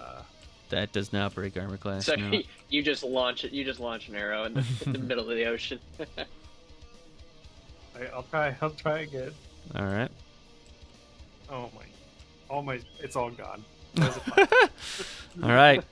So you The world has returned back to normal. try to shoot one at the top, and it waves out of the way. So then you try and shoot one down below, and it thunks into one of the columns at the bottom. Both As misses. my minor action, I just want to grab my rope and tightly snug in my hand and just kind of look forward and big gulp. Nick is going to approach and very, very carefully, tipsy toe, step down, look, make sure there's no ink, step down again, get all the way to this drop, and he puts his torso down on the thing and make sure his feet touch as he drops onto the next one, and then he sort of shuffles his feet through the ink to make sure there's nothing wrong. But I'm not going to. And he very carefully climbs on top of the deck, and that is all of his movement. Sailor Sun, you are up. I shall scurry down to help my group mates. All right. That's your first action there to move the distance. You can either stand here and cast a ranged spell or move up and get in range for an attack. I'm going to cast a ranged spell. Okay. And so I was noticing my cantrip Eldritch Blast that when I grow a higher level, You can higher cast than at a 5, higher level. it can create a second blast that goes with it, so it can create 2 beams. Okay. So I would like to do that since I Yeah. ain't no level 5. Do it. Twin beam power. Twin beam for life, bitches. So instead of one finger to shoot your Eldritch Blast, now you throw out 2 fingers to shoot your Eldritch Blast? That's right, with both hands, one on each side. I was hoping it's so dramatic. The point with one as it powers up, and then you just launch the second one, and everyone's like, "Oh my god, she's leveled up. She's got 2." Are they both middle fingers too? Just one and Well, naturally, it's the only finger that I grow my nails long on. All right. Give me 2. Give me one roll. We'll see how the one roll goes, and then treat it as a single attack, even though you got 2 beams. 8. Well, roll again then. 7. Damn. Is that 8 and 7 plus your spellcasting modifier?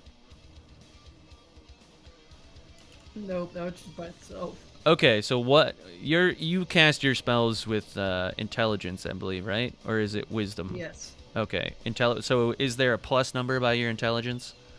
Yeah, it's +1. Okay, so you would have got a 9 and a 8.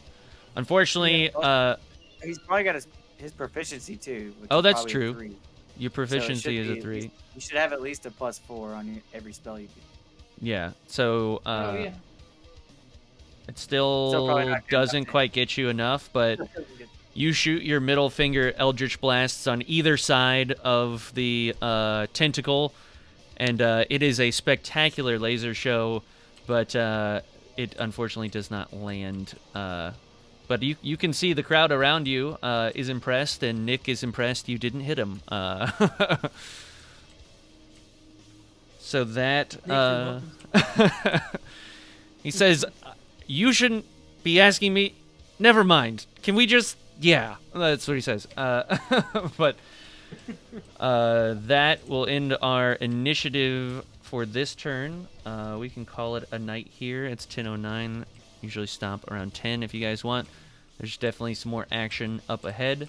But killing one of the big tentacles and 3 of the smaller ones, you guys did pretty good tonight. So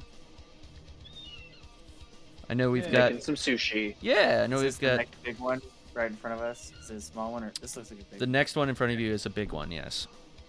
Mm. But good job, yeah. Lots of checks tonight, lots of rolling, lots of attacking, lots of decisions to make. Nick wasn't much help to you guys, but you all carried your weight. Sailor Sun learned that maybe she can't swim as well as she thought. Tyrell, we learned, is afraid of water and sharks, and Nick's a horrible acrobat. So naturally, the 3 of us are together. But you're And the you're 2 letting me people that are going do- to be... But Tyrell had a hot streak and used his rope.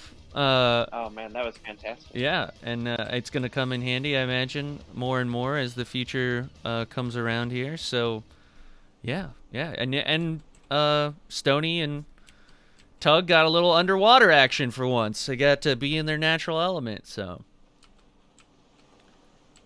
we'll keep I like chugging how along. Tug's natural element has changed as he has developed. I've always been a water gymnast. Oh, were you really? Yeah. That's why Oh, I didn't know that.